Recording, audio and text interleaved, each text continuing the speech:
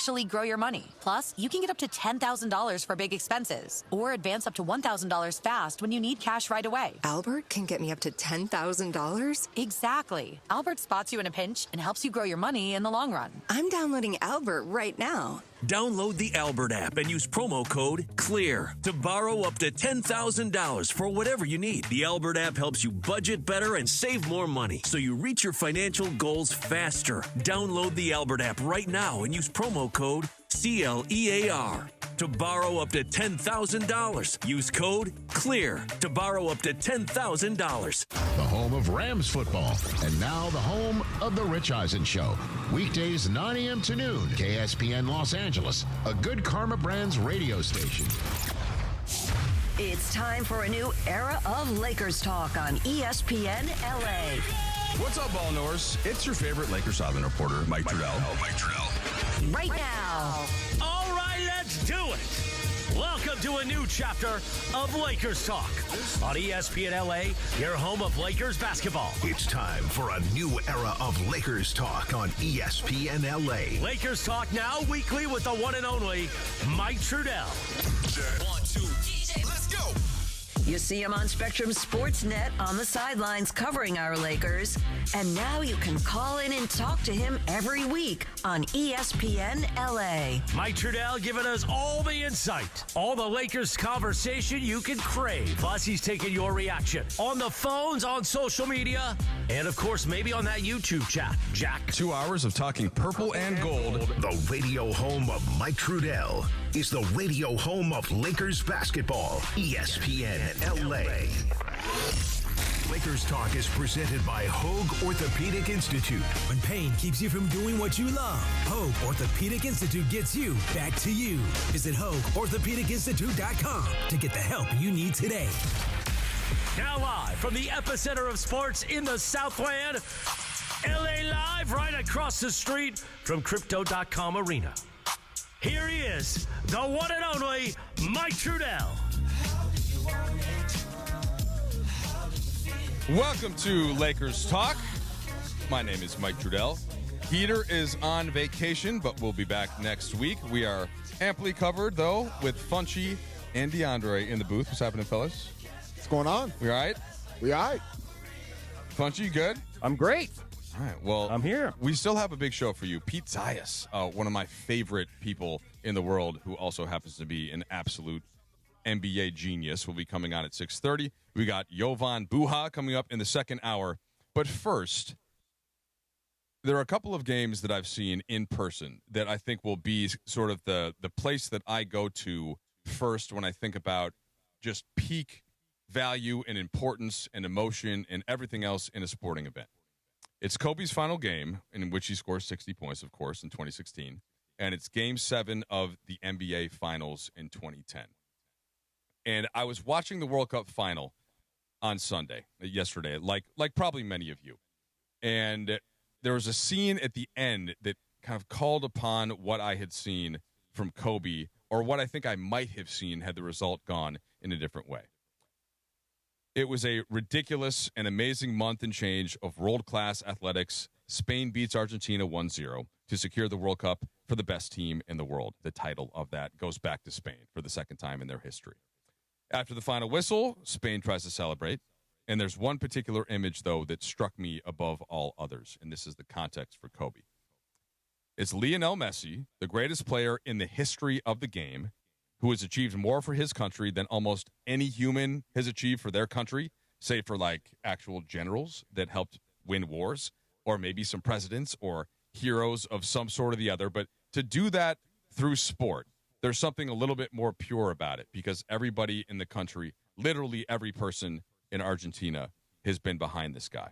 And Messi, he's looking up at the fans in the Argentina section, although a big part of the stadium in New Jersey were wearing the Blaugrana. And he is sobbing. All right, this is the man who absolutely dragged his nation to the World Cup title in 2022. Then he brings his country all the way back to this final, past all kinds of teams that are probably a little bit better overall, including England, who had them in great position before their coach absolutely tanked it by playing this ridiculously defensive shell. Messi has them there, And they're getting crushed by Spain throughout. Spain is dominating the ball. They're creating all of the chances. They have all of the shots on goal. They are completely in control of this match. Argentina can barely get it in the box, and yet Spain still can't score. Argentina is still just one moment away. And there's at least a part of everybody watching probably that thought, are they just going to find a way? Messi and all of these guys who would die for him, almost literally die on the field. And they just eventually broke. They couldn't get it done. And Messi could barely take it. And that just said something to me, right? His talent at dribbling and passing and shooting, it's of course a big part of what brought Messi to this point in the first place. But how did all those skills get to such a high level? How did he become that great at every skill? How about his anticipation, his knowledge, and his tactics within the game? How did that get so great? I guess it's just because he cares that much more. He cares so much that he's sobbing at what could be the conclusion of literally the greatest career in the sport that many people have tried to be great at. More people have tried to be great at than anything. There may be more professional soccer players than there are doctors and lawyers in the world, gentlemen. So this is sometimes when we talk about the greatest athlete in a particular sport, and we think that Jordan had the title for a while. Before that, it was Magic. Before that, it was Kareem. Then LeBron comes around. Kobe's got it before LeBron for a little bit. And who is it right now? Who is it at this moment? Some people say Shea. Some people think Wemby's already got there. Jokic had it for a little bit. Giannis for a little bit. But that's in the NBA, and not as many people in the world play basketball as they do play soccer. And therefore, it's just a harder barrier to entry. To be the greatest baseball player in the world is incredibly impressive. Shohei Ohtani would be that for me right now. But they don't play baseball in Europe. They don't play baseball in China. They don't play baseball in Africa. So you've got Japan. You've got South Korea. You've got some South American countries. You've got certainly the Dominican and Nicaragua and some other places and the United States. But not as many people play as they play soccer. And Messi is out of all of those people in every country in the world, basically. And we just saw what Cape Verde could do as the country that's, where do they rank in population? 230th or something. So he is the best at this. And he has won more than anybody. He's won the most club championships. He's got all of the titles, all of the hardware. He just, again, brought his country the most possible joy they could have 4 years ago. And he was devastated. And it made me think, DeAndre and Funchie, what if Kobe had lost Game 7 against the Celtics? He would have been in absolute devastation, just in the same way that Messi was. He had won 4 titles already up to that point. He had won one without Shaq, which was very important to him the previous year. But if he hadn't gotten over on the Celtics, having been with the Lakers for all of that time, I don't know if he could ever live it down. And that's where I think, well, wait, is this gonna haunt Messi now? And I think that it will. Even everything that he's done, and he doesn't have a chance to win every year like Kobe did. He only gets a chance to win every 4 years. So I'm thinking of that moment, and I'm getting a little bit emotional watching it. And I'm like, man, well, at least Kobe got to have that finale, though. He got to have that 16-point finale where at least he gave everything that he could possibly give to the game of basketball. You don't think Messi's going to have that same redemption somehow? He's playing way too well right now just to leave on those terms. You know what I mean? Like, he's still really, really impactful. Like, we're not going to see him in the next World Cup? No, so here's the thing. So he's 39. Yeah. All right. So soccer players peak typically at like 26 or 27, like at least late 20s. And then the greats of the greats go on into their 30s. But just physically, what it demands of you, the amount of running, the amount of fitness, the amount of – and I think basketball is close behind it. That's why nobody else does what LeBron's doing. But look at LeBron's body, and then look at Messi's body. LeBron is chiseled from the gods. His quads, the amount of muscle and tissue. And by the way, he's done everything that he could possibly to make that even better than what his gift was. He's worked harder than everybody. He's slept more, right? All of the things LeBron has done, and that's part of what I admire so much about him. And I think Kobe absolutely maximized the gifts that he was given. There was not a day that he skipped a workout, right? So these are the guys that have maximized it all. We all know people in our own jobs and in our own industries that have some talent, but think like, you know what? I'm in pretty good shape right now. I don't have to push it. These guys had to push it. So to answer your question, I think he will at least play in another Copa America, like in another Gold Cup. So it would be, I think, in 2 years from now. Somebody can, if you want, 877-710-3776. Any Lakers calls. It will be a Lakers-centric show, but I wanted to start at least with the conclusion of the World Cup and Messi and kind of tying it into Kobe. So I think he will represent Argentina again, but he won't have the chance. Let's say that he somehow is able to keep playing at age 43, which, again, we've just never seen it in that sport. And let's say that he does. Well, he's not starting and playing every game, which he did. And by the way, I think that's part of why Spain was able to dominate Argentina. They had to come from behind in almost every game. They had to play extra time a bunch of times. They had to push themselves to the limit. Meanwhile, Spain never trailed. They were chilling. They were cruising. They had subs who could come in and replicate what they do in their style.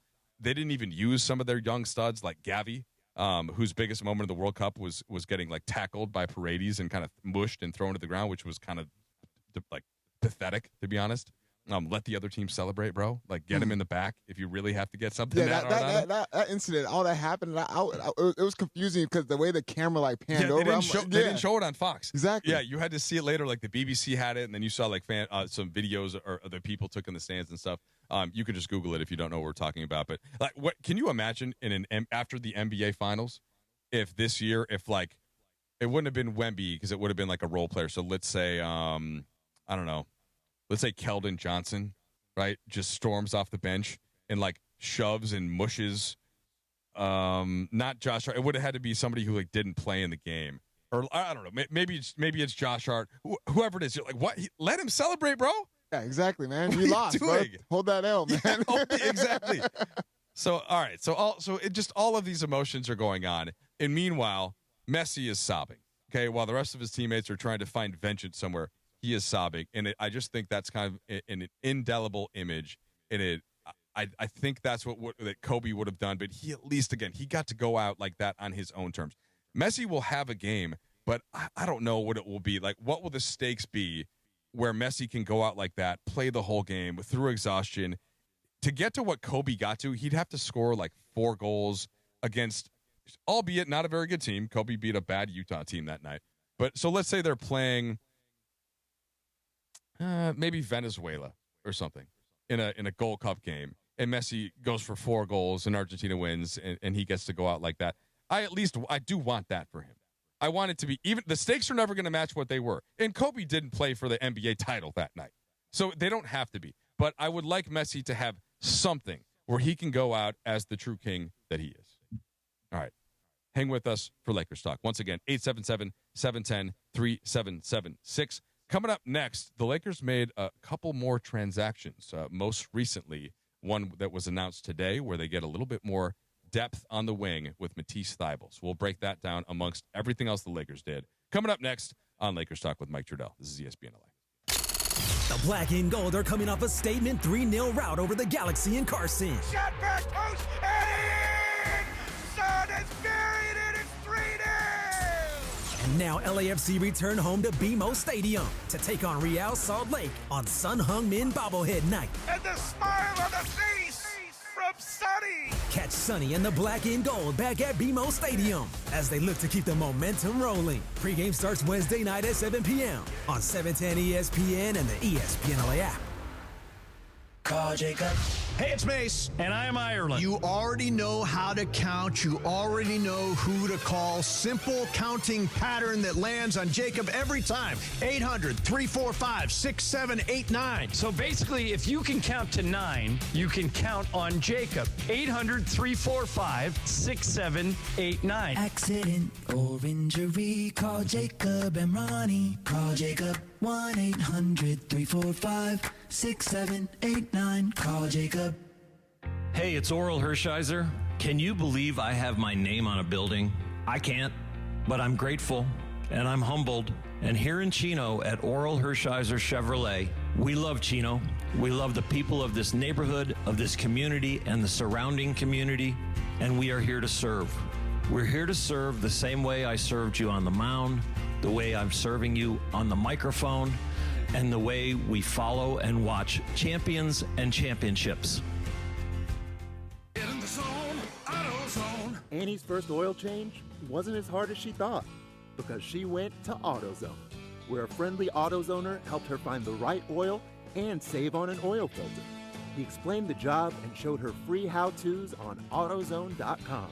When she was done, AutoZone recycled her old oil for free. Get a free oil filter and more during the Celebrate Free event at AutoZone, now through July 27th. Get in the zone, AutoZone. Restrictions apply. Drip Drop is doctor-developed, proven fast hydration that helps your body and mind work better. Trusted by firefighters, medical professionals, and over 90% of top college and pro sports teams. Drip Drop is engineered to hydrate faster and more effectively than water alone, with 3 times the electrolytes of leading sports drinks. Stock up now at dripdrop.com and use promo code RADIO20 for 20% off your first order. That's dripdrop.com, promo code RADIO20. The radio home of Mike Trudell is the radio home of Lakers basketball. Welcome to a new chapter of Lakers Talk on ESPN LA, your home of Lakers basketball. Lakers Talk now weekly with the one and only Mike Trudell.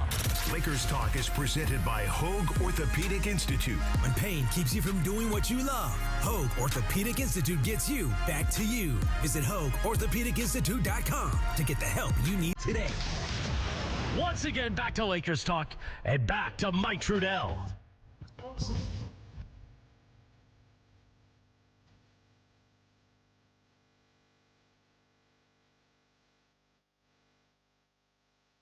All right, welcome back to Lakers Talk.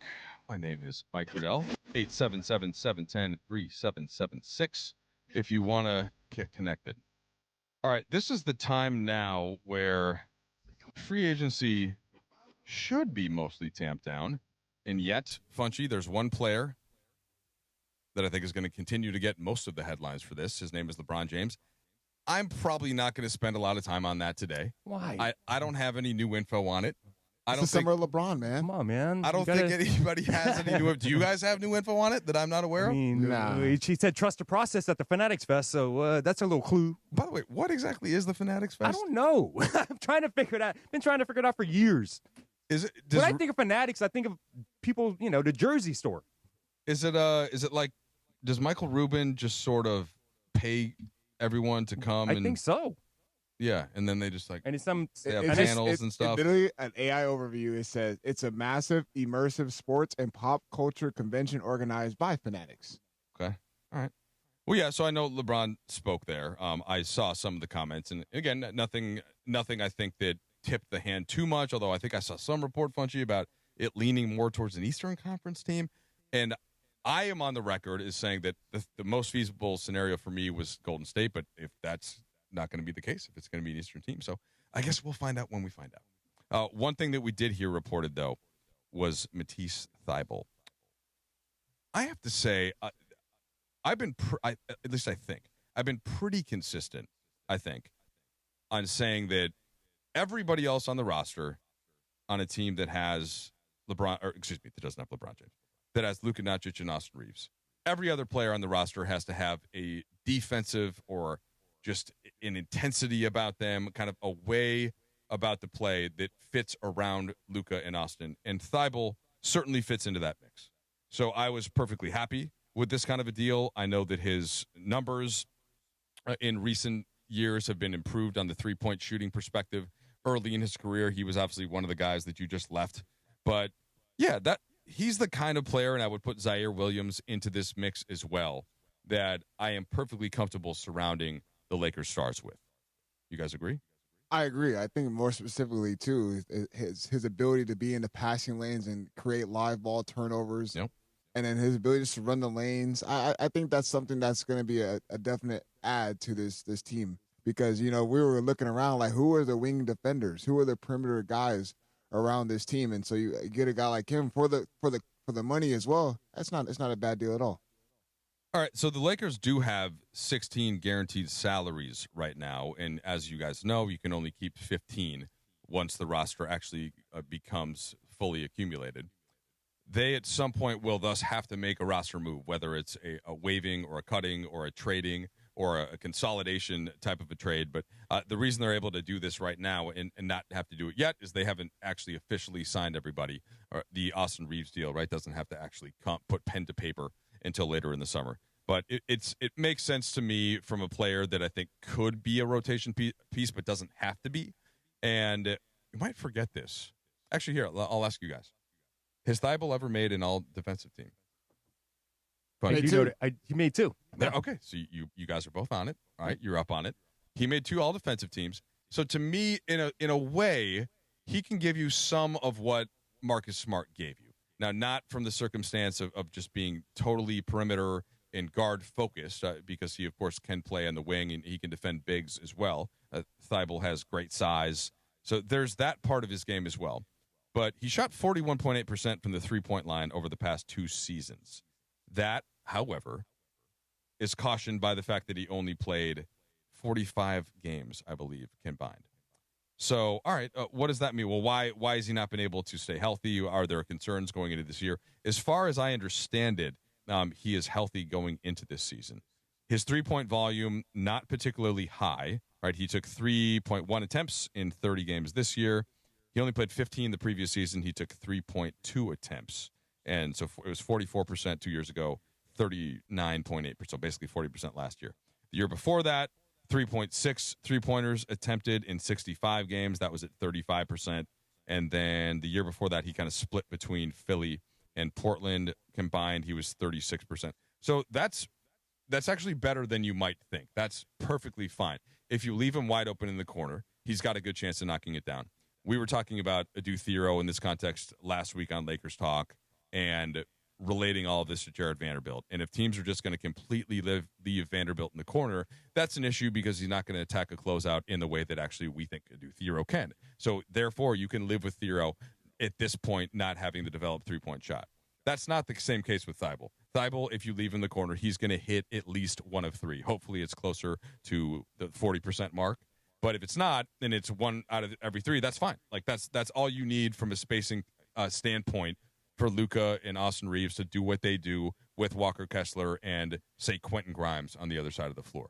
That's a perfectly solid offense, actually well more than solid, and it allows you to be more dynamic defensively.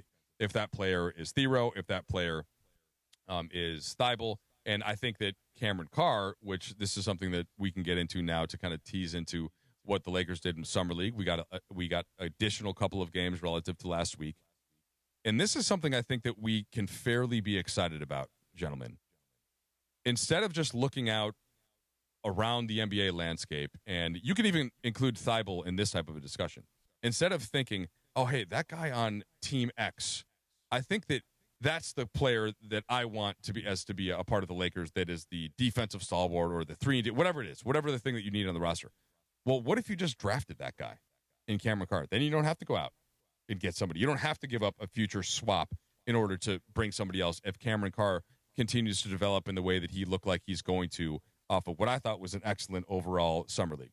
If Adu Thiero continues his internal development, which definitely improved from last year to this year, then you don't have to go out and make that same type of trade. So I was encouraged and excited by what those two provided. And I think in the meantime, if they are still, to some extent at least, struggling, or they're just not quite there yet, and they haven't quite figured out Redick's schemes, well, then this is why you have Thybulle. So he can play, but he doesn't have to play. And that, to me, is where you want to be. Okay, so you brought up Adu Thiero and Cameron Carr. What both of them did in this Summer League, do you think that kind of is showing a glimpse of what they can do on this Lakers roster? Yes, I do. I mean, I do. Yes, I do. The way that they played a certain way, like within this Lakers structure, that I think is a little bit similar to how J.J. Redick wants his teams to defend. This was an athletic team in Summer League, and they kind of got their offense in the ways that they got it. It wasn't the key. They didn't have the Luka Doncic. They didn't have the Austin Reeves. That's fine though, because if you supplant what those players did, and we can add Magnon to the mix as well, because I think that he's a player that's a super viable option, definitely on defense, who I think is a little bit better probably on offense than some might think if you just look at the percentages. And you just ask Adu Thiero or you ask Cameron Carr to do a specific role, I don't see why they can't do that. I don't see why they couldn't be in the the 7 through 10 into that range of players. And again, if earlier in the season you want to let Thybulle have a few more of those minutes, but I think you just have to give some minutes to Thero and some minutes to Cameron Carr, because the talent that they flashed to me is more than enough to at least get that shot. And then they got to prove it. They got to prove it against real pros. But I didn't see anything otherwise. And that's what when you're watching Summer League basketball, you're at least thinking, if a guy isn't able to do something there, it's not a great sign heading into the fall. There isn't anything that I saw in these Summer League games that discouraged me from the chance that they have to make a pretty decent impact on this next Lakers season. Like maybe 10 to 15 minutes a game here? I mean, it could be. Yeah. So it all depends on how the rest of the roster kind of makes its final shape, and I think we've gotten closer to that now. But like Zaire Williams on the one hand, or Matisse Thybulle, like good defensive options who can make a three, and certainly Thybulle's a better three-point shooter at this point than Williams. But these aren't guys that you signed to the long-term deals that you did in the way of Grimes or even Sexton or even Mamu. And Sexton, to me, is kind of the flip player here, because there are some things that Sexton does extremely well. If you just say, Colin Sexton, I need a bucket, he can get a bucket. He will get past his guy. He will finish through contact at the rim, but he's probably not going to run your offense for you. Like he's not going to lead a defensive charge for you. He's not going to be your point of attack guy that's going to do what Marcus Smart did defensively. And because that's the case, Sexton to me is in that same category as Thybulle, as Zaire Williams, who, hey, we know that you can do certain things well on the NBA court, but we don't have to play you. There's no obligation like there might be to a Grimes, for example, now that you gave him the long-term contract, and you're kind of, hey, we need you to be a guy in the wing. Or Mamu, we need you to play this role. Maybe it's a backup 5/4, but like you have a long-term contract. We see the skill set that you had in Toronto. Those guys to me are immediately into like a locks in the rotation, barring them somehow just not being what we've seen in previous years. But Carr and Thero to me should have every chance of getting eventually more minutes than the rest of those vets that I mentioned. And then the upside factor remains where if you just watch a do Thero and he gets it a little quicker than you think, all right, go ahead, man. Forget 10 to 15 minutes. Here's 20. Here's 25. See, my thing is, Thero can do that in the summer league. Mm-hmm. Meaning when it comes to a regular season with J.J. Redick, we knowing how his system is, you already know the ball's going to be in Luka Doncic's hands. It's going to be in Austin Reeves' hands. So how can Thero be able to translate that, what he did in the summer league, knowing that he's going to be playing off the ball more? I feel like that's where we need to see him, is be able to utilize your athleticism, man, and be able to make good decisions, cut to the basket, be willing to do those things. Well, so first thing, and we'll break here in a moment so we can get to our buddy Pete Zayas, who's also, by the way, a great person to ask this question to, better than me, in fact. If you're playing alongside Luka Doncic and Austin Reeves, or at least one or the other, like Adu's not going to start on the basketball. But if he can rack a closeout on the weak side with his level of explosion, the fact that he can put the ball on the floor like we saw in Vegas, that's a perfectly viable spot for him to be in. Yes, the three-point shot's going to have to continue to develop, but when you can get to the rim, even if somebody backs way off you, then fine. Then you don't have to shoot the three. That's what Vanderbilt doesn't have in his bag. And I think the defense, yes, the off-ball stuff's going to have to improve, but the defense should be a plus, and the rebounding is definitely going to be a plus. So there's enough that we've seen there, I think, to be fairly excited about. Okay, coming up next, one of my absolute favorites in terms of who knows this Lakers team better than anyone else and who has, going back to the Showtime Lakers, that's Pete Zayas, an absolute genius in terms of breaking down, and I'm not exaggerating, in terms of breaking down the Lakers and understanding this franchise in the context that he can put it in. Pete Zayas coming up next on ESPN LA. Mason in Ireland. Anybody that says the Lakers cannot put together a roster that competes with San Antonio and Oklahoma City is just flat out wrong. The OGs of LA Sports Radio. There is a combination of players that will do it. We just saw one. We just saw, and they didn't do it through the draft. They never tried to tank. They were bad, but they never tried to tank. I wish Andy Kamenetsky was here, because Andy says his big thing is You have to do it through the draft. You can't skip steps. You have to build from the ground up. Right. And you don't. No. Not one of those starters for the Knicks was drafted by the Knicks. No. None of them. And you could see Luka going on a Brunson-like tear for the postseason. Like, easily you could see that happening. They've got a closer. We've got a closer. Mason and Ireland, weekdays at noon on 710 ESPN, the all-new ESPN LA app, and live on YouTube. Decisions determine results. So which path do I want to take? Help people in need or stand on the sidelines watching? Worry about how to pay for school or have my education paid for? Push myself and learn new skills or stay the same? My decision is to serve part-time with the Army National Guard, and my results will be life-changing. What will you decide? Go to NationalGuard.com to learn more about part-time service. Sponsored by the California Army National Guard. Aired by the California Broadcasters. Your ambition just met its match with Robinhood. You play for the win, not just on game day, every day. Channel that drive into your money. Robinhood puts you in control, all on one platform. You expect more from yourself. Expect more from your money. Get started today at Robinhood.com/yourmoney. Again, that's Robinhood.com/yourmoney. Your money, your move.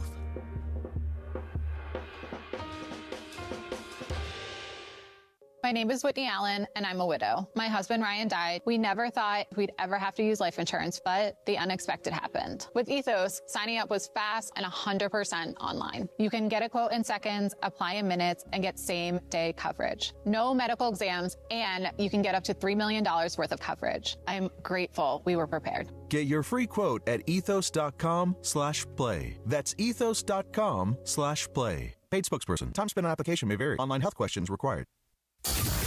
This is Lakers Talk with Mike Trudell on your home of Lakers basketball, ESPN LA, 710 AM, on the all-new ESPN LA app, and on YouTube at ESPN Los Angeles.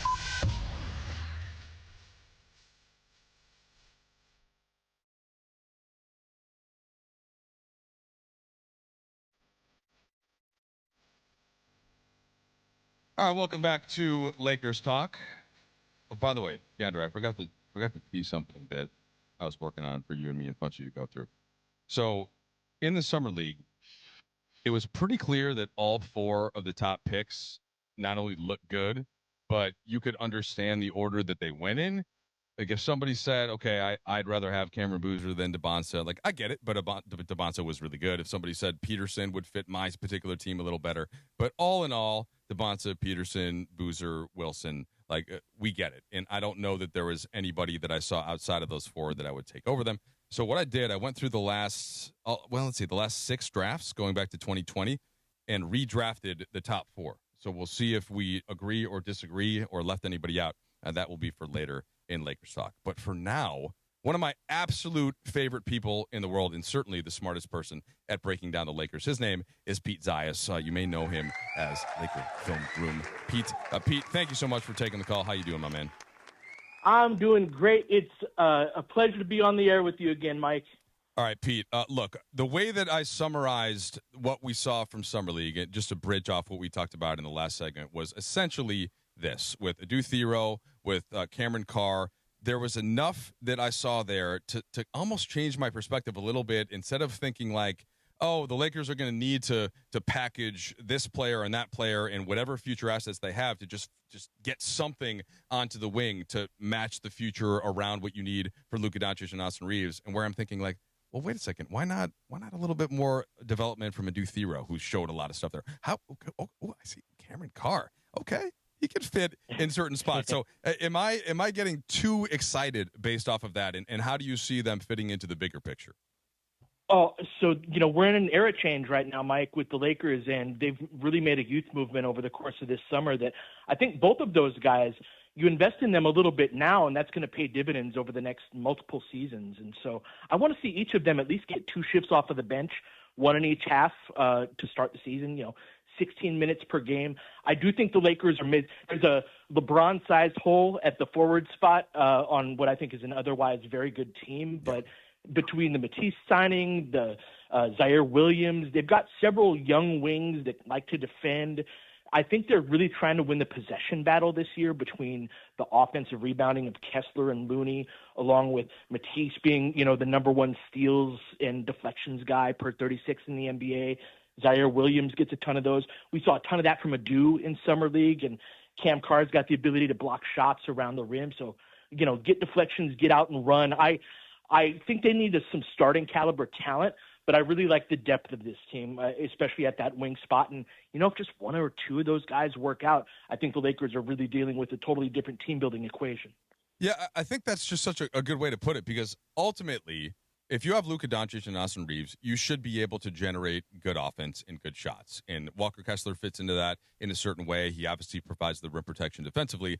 But if you can get what you just mentioned about Carr, a low man who protects the rim from the guard standpoint, like I always think of Danny Green and how much I loved him in that spot. Like Dwayne Wade was one of the best in that spot.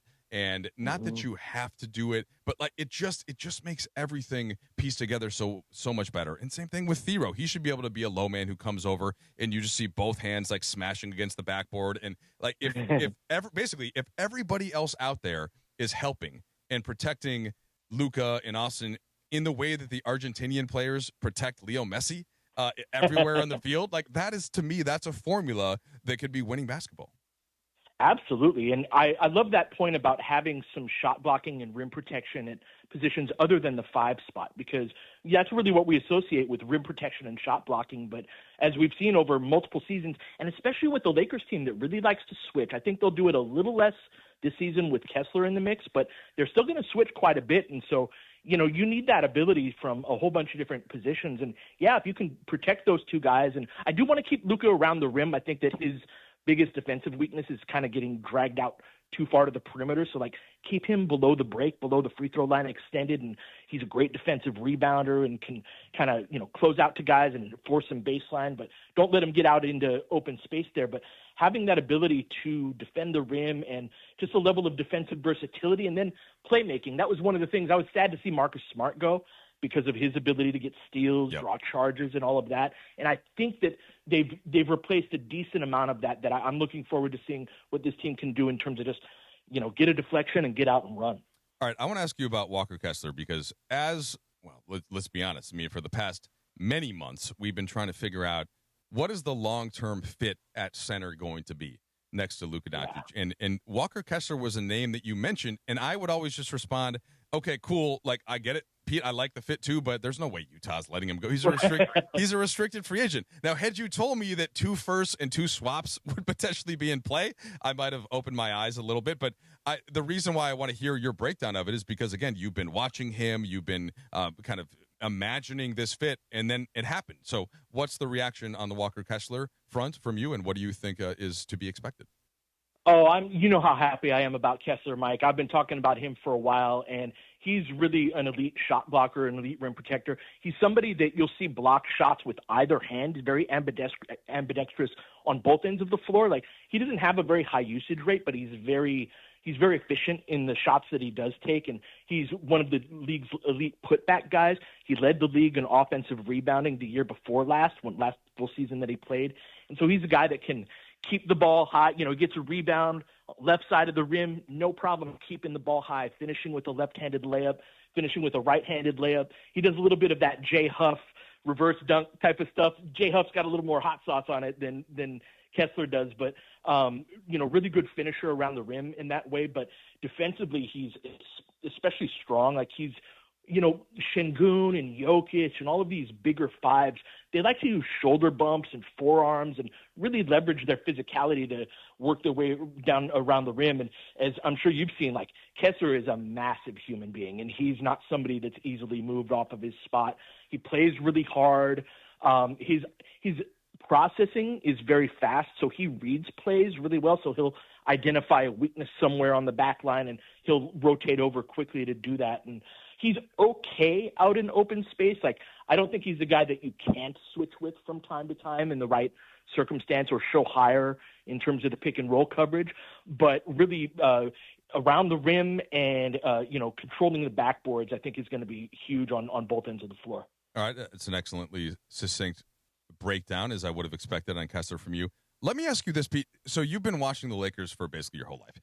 And so you know that there are some players that once they get inside the building, formerly for you, it was Forum back in the day and then Staples, and now it's Crypto.com Arena. And there are certain guys that take to it and certain guys that don't. And I'm going to read you the win totals for Utah in the 4 years for Walker Kessler. 37, 31, 17, and 22. And these last 2 years, they were actively trying not to put good lineups on the floor. So I just, it's so, to me, sometimes like when I was there in person 8 times in these last 4 years to watch them. And sometimes you could see the players were like, I can't take this anymore. And they'd play a quarter, right, of really good basketball. And you could, okay, there's a glimpse of it. And I just am wondering, does that represent upside? Does it represent risk? And what I can talk myself into is that Kessler seems like kind of a smart, serious person.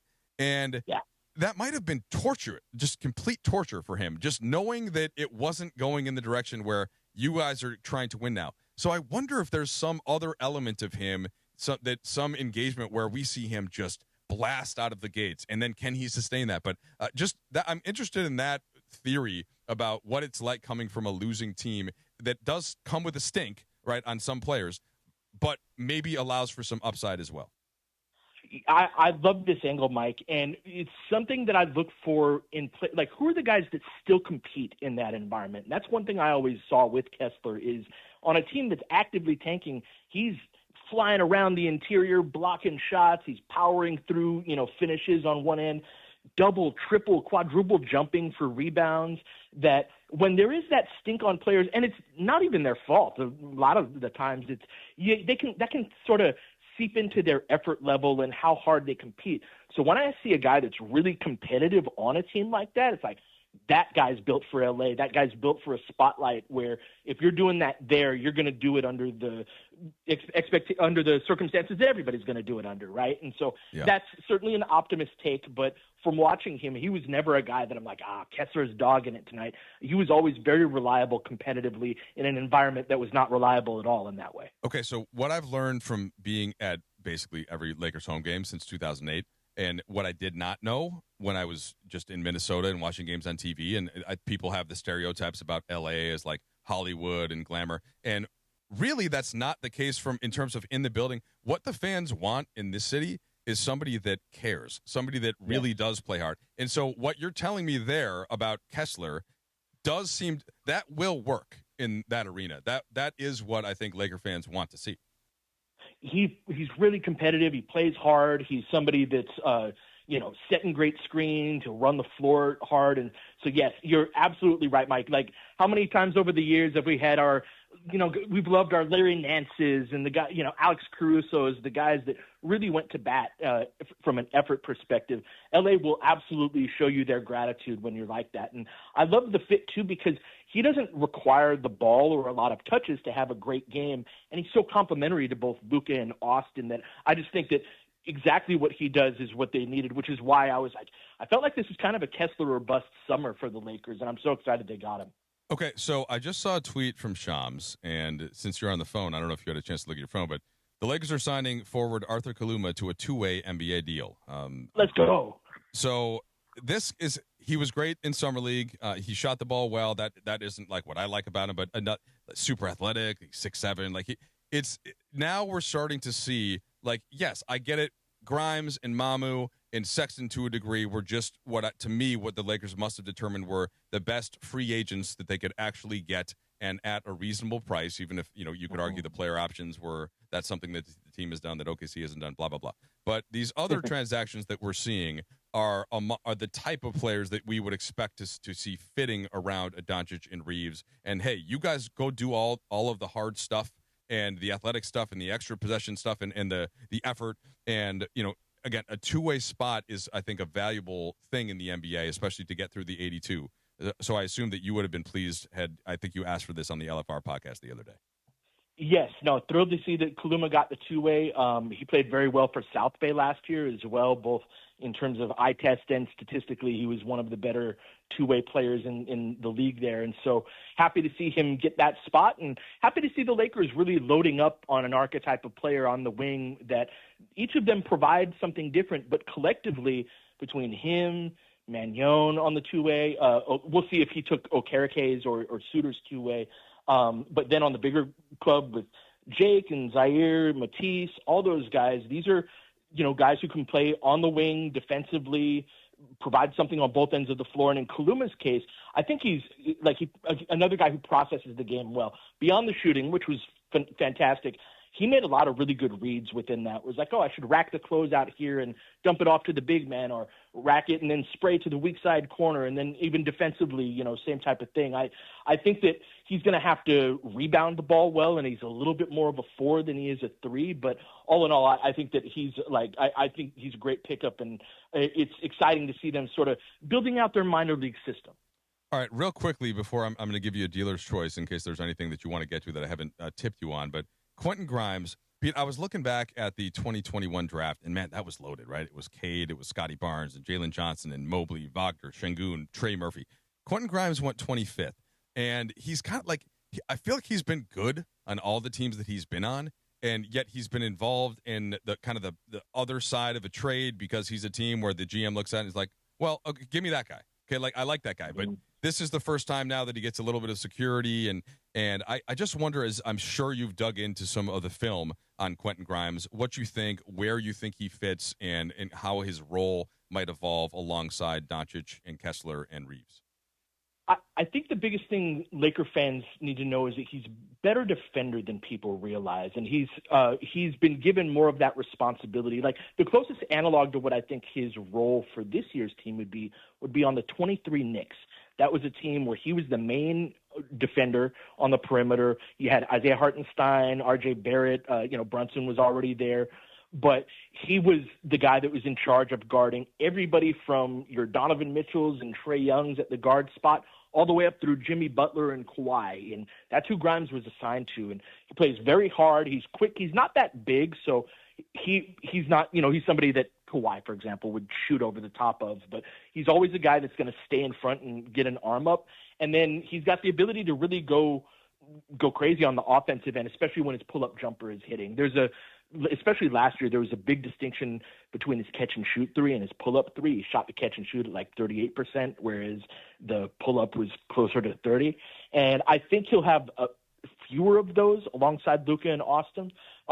But, he's somebody that in a perfect world on a contending team, I'd love it if he was our 6th man and not our starting 2, which I think he's going to be. But he is somebody that I think brings more on the defensive end that, for Laker fans like me who are a little bit bummed to see Marcus go, they're not replacing him with somebody who doesn't bring that on that end of the floor.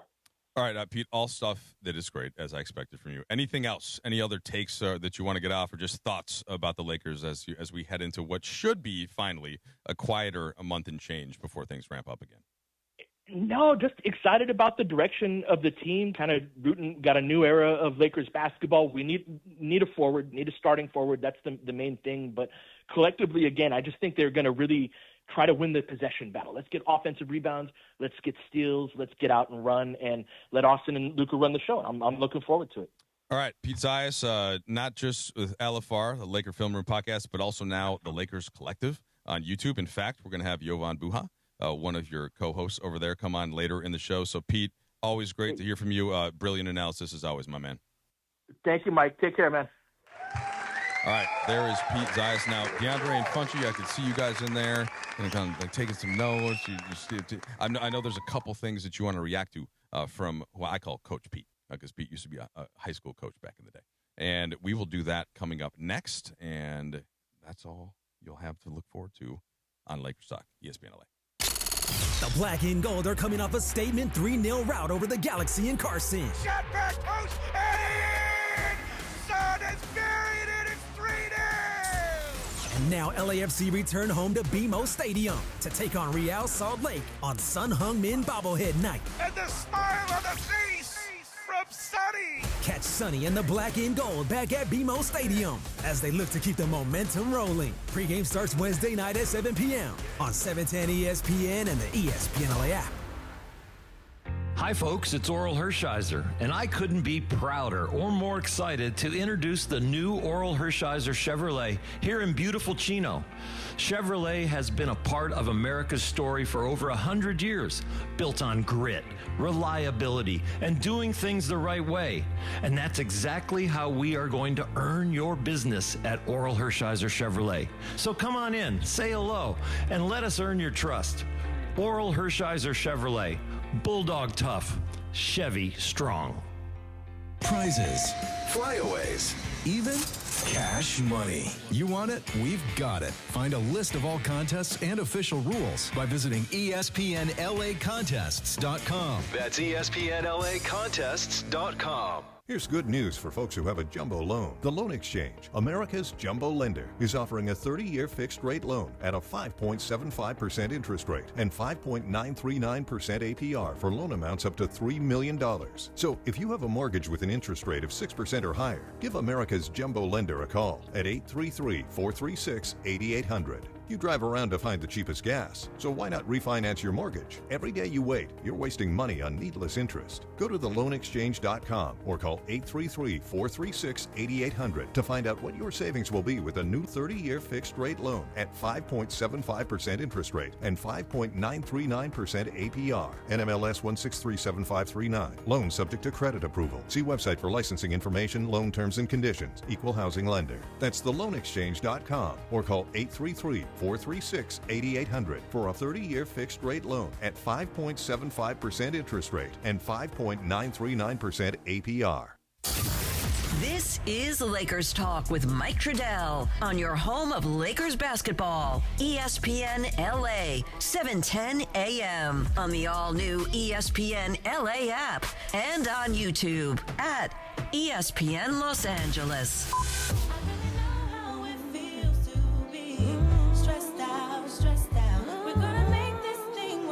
All right, welcome back to Lakers Talk. Mike Trudell on a Monday evening. Pete Zayas just joined us, and DeAndre Funchie. Before I get to some of this draft breakdown that we're going to probably spend a couple segments on, honestly, anything stand out that you heard from Coach Pete? All right, I think your mic's off. There you go. Just the fact that, Quentin Grimes is somebody that's really, looked at as a player that could really contribute a lot. Yeah, the way that Pete, I think, accurately described Grimes, he can replace Marcus Smart too. I mean, so he's a different type of player from Marcus Smart, but he's young, but he's not too young. He's played different roles for different teams. The last couple of teams have kind of needed him to come in off the bench and give him some pop, and he can do that. Yeah. But if those teams needed, which in the case of the Lakers, if they need him to be responsible for guarding a key player on the wing, he can do that too. And now I think he's got to prove it in purple and gold, but that was, I think, an encouraging part, DeAndre, because we know that if you've got Luka and you've got Austin out there, yes, Kessler anchors things, but you really do need those other two spots. And again, I think we're waiting on what that other spot's going to be in the front court. Pete, before he left, he did close out by saying he would like to see the Lakers try to find another forward, meaning a starting forward, because that's kind of alarming. If you having Quentin Grimes being that potential third spot on that forward, he's a little bit undersized. He mentioned that if he's guarding a guy like Kawhi Leonard out in the perimeter, like guys like him will just shoot over him. I mean, but that's not taking away what his defensive abilities can be, because he does say a lot of people overlook what Quentin Grimes can actually do. But I think the biggest one, honestly, that's really alarming for me is Walker Kessler and his ability to be unselfish and actually rim running, because you don't see that as often. Like the fact that he's running the lanes, he's blocking shots, he's getting after, he's competitive, he competes, he loves all those things on the basketball court. I think that's the biggest thing for me, because we've been desperate in this Lakers town as far as needing a certified big man, a five that can we rely on to block shots, rebound, night in and night out basis, but also can takes pride a lot in that end of the floor. No doubt. As you were talking, another home run. I mean, I know this is Lakers talk, but Phillies are just hitting bomb after bomb. It's been like Dodgers this, right bro. now. Man, yeah. It's 10-4 now, so Dodgers not looking great in this one. So yeah, so first of all, on Grimes, I think that Pete's right, and you're right to focus on the fact that he's got to be shifted more to the backcourt in terms of who he's going to be guarding. Can he defend up some? Yes, he's strong, but you don't want him to have to take on that primary assignment on a night-to-night basis. Now, Luka, to me, is more often defending a 3 or a 4 than he is a guard. So even though Luka plays guard in a lot of ways on offense, that's defensively he's a forward. Defensively, your guards are Grimes and Reeves. Okay, Reeves is going to be the guy. He's chasing guys around on screens. He's pretty good at that. He's pretty good at back help to an extent, even though he's not going to be, helping protect the rim from a low man standpoint. Grimes can do that a little bit, but this is where, like, you've now got Zaire Williams and Matisse Thybulle, Adu Thero. Like, you've got these kind of, they're the right size in a lot of ways to play the 4, but they're not a starting 4 yet. And that's where that is, to me, the roster hole. And Mamu is, he could play in certain aspects. He could play there next to Kessler, but then you're just a big, bruising, physical team, but you're also pretty slow. And defensively on the perimeter, that's going to be an issue if it's Mamu and it's Luka next to Austin and Grimes. So, like, there isn't really a perfect fit yet, but that to me is where that is where kind of the I get the Kuminga, that's where, like, people want to slot Kuminga in, because you could at least envision that maybe he's a little bit undersized from a height standpoint, but in a strength standpoint, but he's an explosive athlete at least. Let's just say that this is a roster we go into the regular season with. Who is the starting 5? Well, you've got the 4 spots for sure. So, it's obviously it's Luka, Austin, it's Kessler, and to me, it's Grimes. Really, Grimes? Okay. Yeah, I mean, okay. I think Grimes is the starter. Like, I think that's in the backcourt. He can defend. He can shoot. He can put it on the floor. That 5th spot is the tricky spot. And if you want to go, like, this is where you got to see what Williams does in preseason. You got to see what Thybulle does in preseason. You got to see what Mamu does. And if one of them happens to fit, great. Then you give him an edge. But to me, it's more of a, like what J.J. Redick always likes to say, we obsess about what the starting lineup's going to be, and you're going to see 25 different versions of it. So there isn't the automatic answer for that. And honestly, I think that's a lot of where the league has gone now. Who's going to start in OKC next year? I could give you 15 different versions of the lineup, right? It's because basketball now, everyone's interchangeable. Yeah. Yeah, part of it's the interchangeability for sure, and part of it is just that injuries are going to happen, and part of it's because teams have gotten better at playing different styles within the game.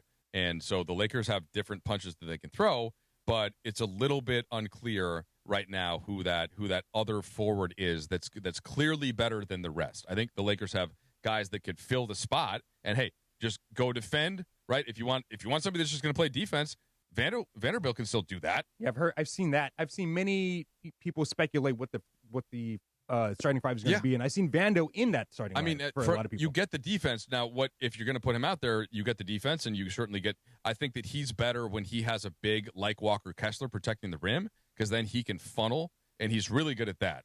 And you're just then okay. Well, on offense, are you giving something up, or is Vando shooting 2,500 threes a day, like Caleb Wilson said he's been doing in the offseason, and is he going to come in and just be better in that standpoint? And if Vanderbilt's knocking down threes, then okay, then that's great. What if Adu Thero takes another leap in 2 months?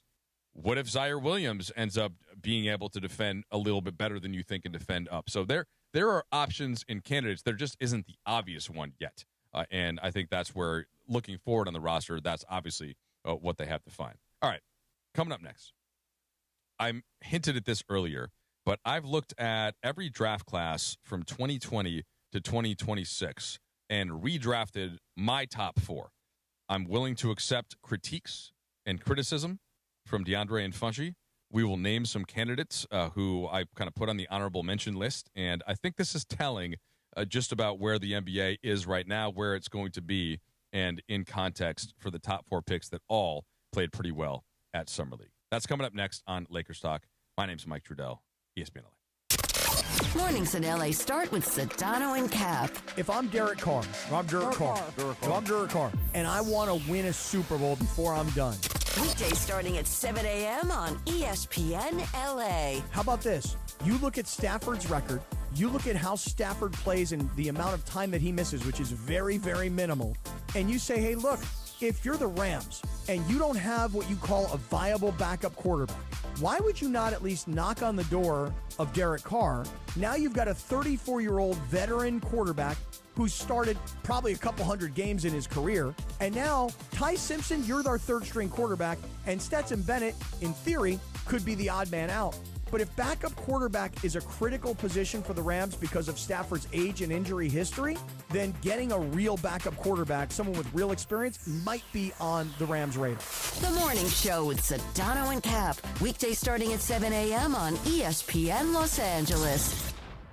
Individuals and businesses with tax problems, listen carefully. Do you feel like you're losing control of your finances? If you owe over $10,000 in back taxes or have unfiled tax returns, we can help you take back control. The IRS is the largest and most aggressive collection agency in the world, and they can seize your bank accounts, garnish your paycheck, close your business, and file criminal charges. Take control of your tax problem now by calling the experts at U.S. Tax Shield and take advantage of the Fresh Start program and new laws that may allow us to negotiate a settlement for the lowest amount possible. Our team of tax attorneys and enrolled agents can stop collections and get you protected so you can take control of your financial future. U.S. Tax Shield offers a price protection guaranteed quote to get you protected today. U.S. Tax Shield is A+ rated with the Better Business Bureau, so call now. 800-687-5192. That's 800-687-5192. U.S. Tax Shield. 800-687-5192. Hi, this is Sean McVay of your LA Rams. The Rams play here. KSPN, Los Angeles. 710 ESPN. A good karma brands radio station.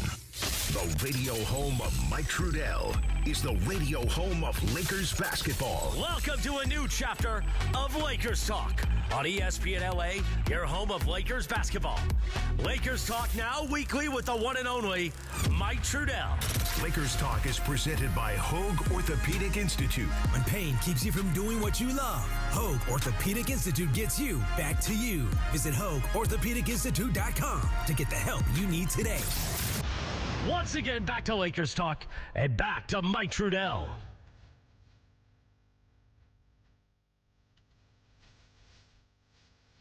Welcome back to Lakers Talk.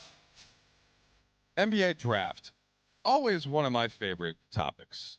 Sometimes one of your buddies will just be like, hey, remember who got drafted number one in 1994 or whatever it might be? And there's something about it in hindsight, too, because we all want to be able to look at our team or our GM or whatever the team that you're a fan of and say that, oh, that was a great pick, that was not. And we all now, most of us play some fantasy sport of some kind. Fantasy football is the most 94 popular. was a Grant Hill draft, right? What? Look, I mean, I you think guys it was. know? I think it was. I Yeah, mean, I think it was. Yeah, Grant Hill I've and Jay had it up Kidd. in front of me, but is that your final answer? I think it was Grant Hill and Jay Kidd. That was it. That draft. DeAndre? I'm going to roll with punches, yeah. Are you 100% sure? I'm 100% sure, yeah. No, you're wrong. It was Glenn Robinson. Oh, well, I mean, he was number one, but the other two. Oh, okay, sorry, yeah. Then Kidd. The other guys Hill. are in the draft were Jay Kidd and Grant Hill, right? Yes, and then so it was like Danielle Marshall, Juwan Howard. I want to say they Eddie won Jones co-rookies of the year, right? Yeah, they exactly co-rookies of the year. Kidd and Hill. Eddie Jones went 10th. Jalen Rose went 13th. Who else in that was a standout? I mean, Charlie Ward was kind of a fun pick. Oh, Charlie Ward, I remember that guy. Monty Williams went 24th. Okay, but now here's the exercise. Okay, so I went to the 2020 draft. This is an excellent draft, by the way. All right, the number one pick was Anthony Edwards. That is going to be the number one pick. Now, the number two pick, this is where it gets interesting. In that actual draft, right, it went Edwards, Wiseman, LaMelo, Patrick Williams, Isaac Okoro. That is not how the top four is going to be now, in hindsight. And by the way, these will diverge more and more as we get on. But for me, number two that year, it's a little tricky, but based on the fact that Tyrese Halliburton got hurt and is still kind of, a little bit unclear as to if he's going to start the season. Hopefully he will, but Tyrese Maxey went 21st that year. I think he is the second pick if we're redrafting right now. Tyrese Halliburton would be third. He was the 12th pick that year by the Sacramento Kings. They then, of course, trade him to Indiana. And then fourth, man, this is tough. All right. I'll probably going with Denny Avdia, who went 9th, but I would have to leave off Desmond Bane, who went 30th, LaMelo, who, of course, went 2nd, Jaden McDaniels, who went 28th, and then Onyeka Okongwu, who went 6th. So First things first, guys. Maxey or Halliburton at 2 for you. I mean, you bring up a great point. We don't know what Halliburton's going to be coming off his injury, so you got to go on Maxey right now as we speak. Give me Tyrese Maxey. Okay. All right. So we're together on that. And then how about would you we're clear then that Halliburton is 3rd, and we're all good with Ant being number 1. But then it's Bane, LaMelo, Jaden McDaniels, Okongwu, or Avdia. I gave Avdia the edge just he had the great year last year. Mookie, by the way, back-to-back homers in his at-bats as the Dodgers keep going. Avdia's got the size, the length on the wing. I think that's a little bit more of an important position than Bane at the shooting guard spot. LaMelo, the injury concerns, even though he's talented as all you know what. So I'm going to lean Denny Avdia there, but it's tough. How about you guys? I'm going Avdia too because just for the fact that he does more things on the court than LaMelo and the other guys. DeAndre? I'm going McDaniels. And the Ooh, reason look at why you. I'm going Jaden McDaniels because we saw the development with Jaden McDaniels. He has actually turned into one of the more impressive scorers. He's able to put the ball on the floor. He's actually getting more comfortable with his 1-dribble pull-ups. And we already know what kind of defender he is. So I would give McDaniels a slight edge over Avdia. I mean, look, he has definitely proven it in bigger moments than Avdia has because of the Timberwolves playoff runs that they've been on. The numbers are just are pretty disparate, and that's a lot of it is because of the role that Avdia had to have relative to what McDaniels had because he's basically the number 1 option. So it's a good argument though. It's a good argument, and I'm certainly not sure that would be one where we had to go and really dig down in the tape. Okay, 2021 draft. Cade Cunningham went number 1. Let me read you the top 5. So it was Cade, Jalen Green 2nd, Mobley 3rd, Scotty Barnes 4th, and Jalen Suggs 5th, and then Giddey 6th. All right, my list is going to be, I'm still going to go Cade number 1, although I really did think about Scotty Barnes. Love Scotty Barnes. Jalen Johnson, I'm moving up to number 3, and Johnson went 20th, and it's very tough to do that over Evan Mobley, but I still think like if we look back on this in 4 or 5 years with the development that Johnson has had, I'm curious if he can put it together to that extra gear that Mobley hasn't quite yet. And that's a tough one for me. And this leaves off, by the way, a lot of really good players. Franz Wagner went 8th. Şengün went 16th. Trey Murphy 17th. And then 2 new Lakers. Quentin Grimes goes 25th. And then Sandro Mamukelashvili goes 54th. All right, Cade, Scotty, Jalen Johnson, Mobley. Any issues? Would you guys take somebody else? Jalen Johnson over Evan Mobley. I know it's tough. It's tough. It's really tough. And Scotty Barnes too. I love Scotty Barnes. And you know what? Şengün. I mean, Sangoon's a player that it's crept up to my favorite players list right now. Yeah. Just the way he plays. I love the way he plays. But I think I'm going to have to go Cade, Scotty Barnes, Evan Mobley, and then Şengün. Yeah, I could be talked into putting Mobley over Johnson very easily. I thought Johnson had the better probably all-around year last year, but Mobley still does give you the rim protection. Maybe he would be better in a position where he didn't have to share the front court. And I was going to say something like that where he's not, with Jared Allen. And yet at the same time, if he's your only guy back there, he doesn't really give you a lot of oomph. You kind of disappoint me in the playoffs. Yeah, that's kind of what I'm saying. He didn't bring it. That's kind of what I'm saying. He just kind of plays the way that he plays, and he doesn't take it up to another level, and that's where I'm giving Jalen Johnson. Again, in a draft, that's why I think I might see more from Johnson, but I totally get the argument for Mobley. DeAndre? Yeah, I mean, I'm with the Cade Cunningham, Evan Mobley, and then you take Scotty number 2. Yes, Scotty Barnes. Second, so. Yeah, Scotty's. Yeah, okay. And then I would say I really do like Trey Murphy the 3rd. Yeah, I really do. I it sucks because he's with the New Orleans Pelicans, so you don't really get to see how much more he could take his game up to. But, I mean, from the stuff that we see as far as numbers-wise, I do like Trey Murphy the 3rd. So I might bring him up there to the top 5. Yeah, he's in contention with Şengün and Wagner for 5th to me, right behind Cade, Scotty Barnes, and then Mobley, Johnson, however you take them, for sure. I like Murphy. Do you think Jalen Green, knowing what we see from Jalen Green now, do you think that he will fall a little bit lower in that draft if we were to know who he ends up right now? Who he is? Dude, I think I'd probably rather have Quentin Grimes than Jalen Green. Wow. I mean, Jalen Green, he just plays the way that he plays. He to me is like a 6-man scorer right now, and I think that Like, if you actually want to win a game and just have somebody play basketball the right way, I would rather have what Grimes has done so far. I get the talent on Green. I get the hops, but, he's shooting 34% as a career, or for his career from three. He's shooting 42% from the field overall in his career. Also forgetting two very good players in Jalen Suggs and Josh Giddey. Yeah, for sure. I mean, and Suggs, I mentioned Suggs and Giddey just because they went 5th and 6th in that draft.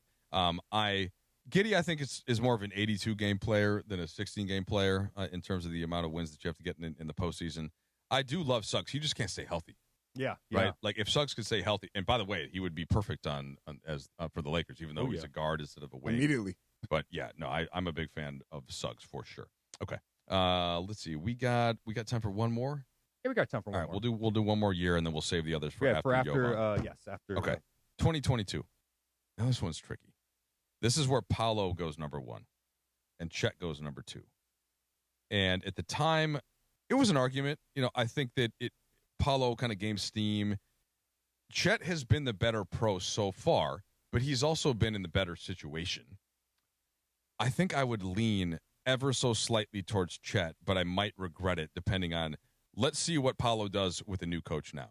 He's got Sean Sweeney in there. Is he going to unlock the way that Paolo plays? Is he going to, make Paolo a little bit more of just an IQ kind of team player instead of just going and getting a bucket? But Paolo's had some ridiculous playoff games, right, where he's just gone off and there's no stopping him. He's huge. So that's a valid argument. Then can't forget about J-Dub, Jalen Williams. I get that he had a really rough year in terms of injuries last year. He went 12th, by the way, in the draft. It was Paolo, Chet, Jabari Smith, Keegan Murray, Jaden Ivey. Williams doesn't go until 12th. I think there's an argument for taking him, by the way, over either one of these players. You can make that argument. And then I would put Jalen Duren 4th, with apologies to Walker Kessler, because Kessler can show with a healthy year this year that he is either right there with Duren, if not better. It's there for him. The opportunity is there, playing next to Luka in games that matter, using all of his length. So he's got that chance, especially after Duren struggled in the postseason. And then Peyton Watson, 30th. That's fine. Max Christie, our guy, 35th, which ends up being a good pick. I think he'd probably go in the lottery if you redrafted that year. But any thoughts? We'll start with you, DeAndre, on that draft 2022. Yeah, Jalen Williams would definitely be a lot higher. He would definitely be in the top 5. But I don't mind, like, if it be, Paolo, Chet, and then Jabari Smith. Interesting with Keegan Murray. You take Jabari over J-Dub still?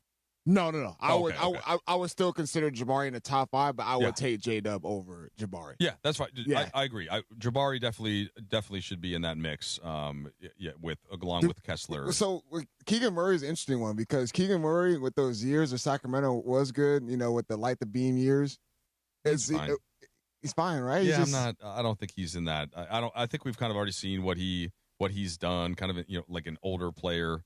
I mean, not that old. He's still relatively young, but I just don't think he's got another level to get to. Okay. To me, he's kind of like a Harrison Barnes, like later career type guy, right? Where hits some threes, like he's fine. You're happy if he's on your roster, but you probably don't want him starting. And that was about it from that draft for me. Funchy, anything stand out? For me, I'm going to go Blanchero, Chet, and then I'm also going to go J.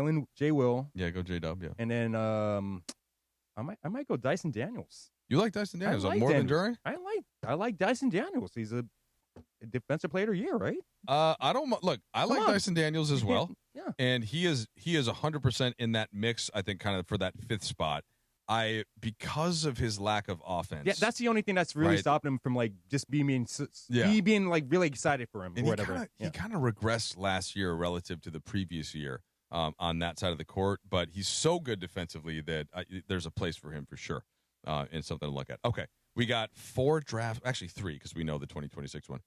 We got 2023, 2024, and 2025. We will do that later in the show, but coming up next, Jovan Buha, all the latest on the Lakers. We'll talk to you with Jovan coming up next on Lakers Talk, ESPN LA. Mornings in LA start with Sedano and Cap. By the way, Greg Bergman and I shared chopsticks yesterday. We did.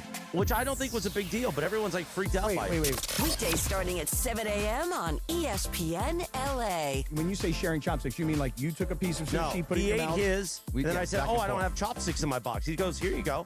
I go, okay. Did you wash them off? No. And he didn't flip them around either. No. He trusted me to put This the kid's use got, the what's end. this kid got? Yeah, He's nothing. fine. He's healthy. I mean, Chris has put a lot of worse things in his Yeah, mouth. right. To be fair. I'm just thinking about it. Like, if you gave me your chopsticks, I'd be like, that's really sweet of you. And I have a couple of options. I could A, wash them off, or I could B, flip them. But even if I flip them, I've still got Bergie's hand germs on my flipped chopsticks. I think I'd like to wash them. I think I'd like to wash those chopsticks off. I'm not washing wood to then go put it right back in my mouth. Like, what's the point? The Morning Show with Sedano and Cap. Weekdays starting at 7 a.m. on ESPN Los Angeles.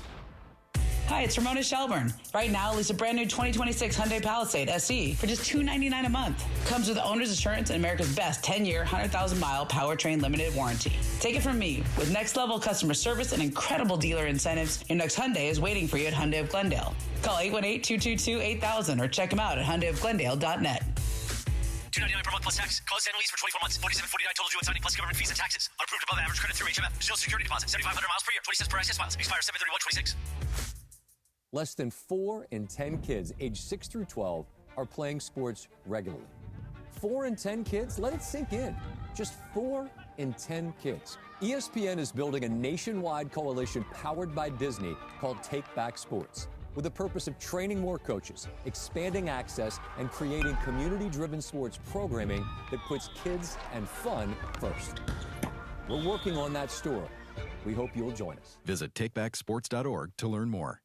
My name is Whitney Allen, and I'm a widow. My husband, Ryan, died. We never thought we'd ever have to use life insurance, but the unexpected happened. With Ethos, signing up was fast and 100% online. You can get a quote in seconds, apply in minutes, and get same-day coverage. No medical exams, and you can get up to $3 million worth of coverage. I'm grateful we were prepared. Get your free quote at ethos.com/play. That's ethos.com/play. Paid spokesperson. Time spent on application may vary. Online health questions required. This is Lakers Talk with Mike Trudell on your home of Lakers basketball. ESPN LA, 710 AM on the all-new ESPN LA app and on YouTube at ESPN Los Angeles.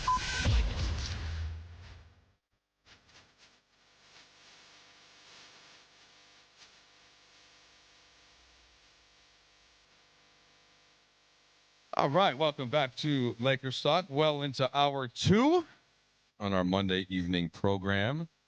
It's the off season, but there's still plenty going on. I mean, honestly, it's never a dull day in Lakerland. Let me just get back into the draft real quick, and then we're going to get to Jovan Buha in a couple of minutes. All right, 2023. The number 1 pick in the 2023 draft was, of course, Victor Wembanyama. That is among the most obvious of redrafts. I don't think we need to spend any time on that. And then my 3 after that would be Amen Thompson, Brandon Miller, and Ausar Thompson. We will get back to that, though, after we speak to Jovan Buha. Jovan, what's happening, man? Thanks so much for taking the time to join. I have been enjoying what you've been doing on Buha's Block and then also the Lakers Collective. We talked to Pete, in fact, earlier in the show. What is top of mind for you right now, Jovan, as we just go through kind of the transaction cycle? And yes, another minor move today, the announcement of Thybulle, and we had Williams a couple days ago. We're still, maybe is there a possibility for Kuminga? You still hear that out there. Okay, well, the Lakers now have 16 players in the roster. Like, what's the thing that is actually standing out the most to you right now, my man? I think to that point, well, first off, thank you for having me on, and it's good to hear your voice. I would say that the final thing for me is just, do they find, I think, a starting level forward? Look at that final, like, 5th starter spot. I would pencil in Kessler, Grimes, Austin, and Luka as 4 of the current 5 starters. And I think that final spot should go to a guy who is athletic, defensive-minded, can guard wings or bigger forwards, and also brings a certain level of defensive rebounding. So whether that's a Jonathan Kuminga, a PJ Washington, or someone in that general 6'7" to 6'9" big wing range who can provide some utility on both sides of the ball, that's the big question for me, because I just think that's the final hole in the roster. I love a lot of the moves they've made, especially recently the Zaire Williams and Matisse Thybulle signings. I think those guys, both on minimum deals, are excellent values. Looking at the Kessler deal, I have no issue with what they gave up for it or the contract itself. And Grimes, Mamu, and Sexton, I think, fit with the vision of getting younger and trying to prioritize dribble, pass, shoot, as JJ said, going into the offseason. So I think overall the moves have been really impressive and solid. I just think the final thing for me is, can they add that like starting level wing? And based on the assets that they still have, I do think it's possible. So we'll see if they're able to pull that off here at some point over the next couple of weeks or so. Yeah, I think that's a good way of summarizing where things are at with the roster. And it's we talk about transaction cycles sometimes, and so this is one, right? There's the summer where after you have the draft, you have free agency and trades. There are windows in which you can make trades, obviously until the trade deadline. That would represent the next window then. And a lot of what goes into the trade deadline type of decisions is, how competitive is this team? Does the team have the type of players on it that could actually make a real run? Where in the current Stars tenure is it, right? Is it in Luka's case, right? Is you're in sort of the win now at all times mode? Is in any team that has a star of that level that can lift the rest of a roster up? So I don't think that it was critical that the Lakers had that clear, potential fifth starter, or even in the way that if you got another guy that, Grimes is a player who I think is perfectly capable as a starter, wouldn't have to start. He could be the type of guy, if you got another big wing or another big guard in, that could be a key bench player that got big minutes type. So I don't know that it's of utmost importance to do it. It's just the question of, Jovan, like, as we look right now, you do have to talk yourself into a little bit what that rotation is going to be like. And that's what I'm sure we'll end up doing for the next couple of months before we get to see these guys out in the court in preseason. Exactly. I think that's well put. It's not something that they have to do necessarily going into the season or even this upcoming season by the trade deadline. It's something they could potentially do next summer, just see how this season goes in terms of testing out different guys in different roles and seeing who fits where and around, whomever. And then next summer, the Lakers are projected to have that non-taxpayer mid-level exception, which starts at about $16 million or so. So there is a possibility that this is a longer-term play in terms of filling that void and potentially just testing out different guys. And maybe someone pops. Maybe Adu continues the progression that he's shown in Summer League and he ends up earning that spot outright, or maybe they test out Zaire Williams in that and he gets the Luka bump, the Austin Reeves bump, and he looks great off of those guys, and he shows an ability to scale into a bigger role. I think the way in general I view the starting group is like, you're going to want Kessler, of course, as your backline guy, your rim protector. Then I want one guy as that point of attack guy. I think right now that's going to be Grimes, and then one guy as that wing stopper type. So if you think about, say, they're matched up with the Philadelphia 76ers, I want one guy for Tyrese Maxey, one guy for Jaylen Brown, one guy for Joel Embiid. And I think as long as you have those three defensive archetypes in general, you should be able to mix and match with basically anybody. So that's the final thing I'm looking at of just, I think some of the options they have off the bench could scale into that role, but I do have either offensive questions or rebounding questions. So imperfect fits right now, but you can, to your point earlier, like you can only address so many needs within one transaction cycle. And I think, to the Lakers' credit, they've addressed a bunch of them. All right, for sure. So a structural question I have for you, and I know you're somebody that pays attention to the salary cap specifically. So, like, when you look at OKC's team sheet, you'll see outside of the top three, so you've got Chet and J-Dub and Shea, and they're all fully guaranteed for the next 4 years, all lined up together. Then out of the next, say 10 players, almost all of them have the last year of their deal on a team option. So for Hartenstein, right, it's $26 million in 2028-29 season. For the other Jalen Williams, it's $7.8 million at the end of the 2028 season. For a guy like, going way down the roster in terms of earnings, not certainly in terms of value, but AJ Mitchell, a team option in 2 years for $2.8 million.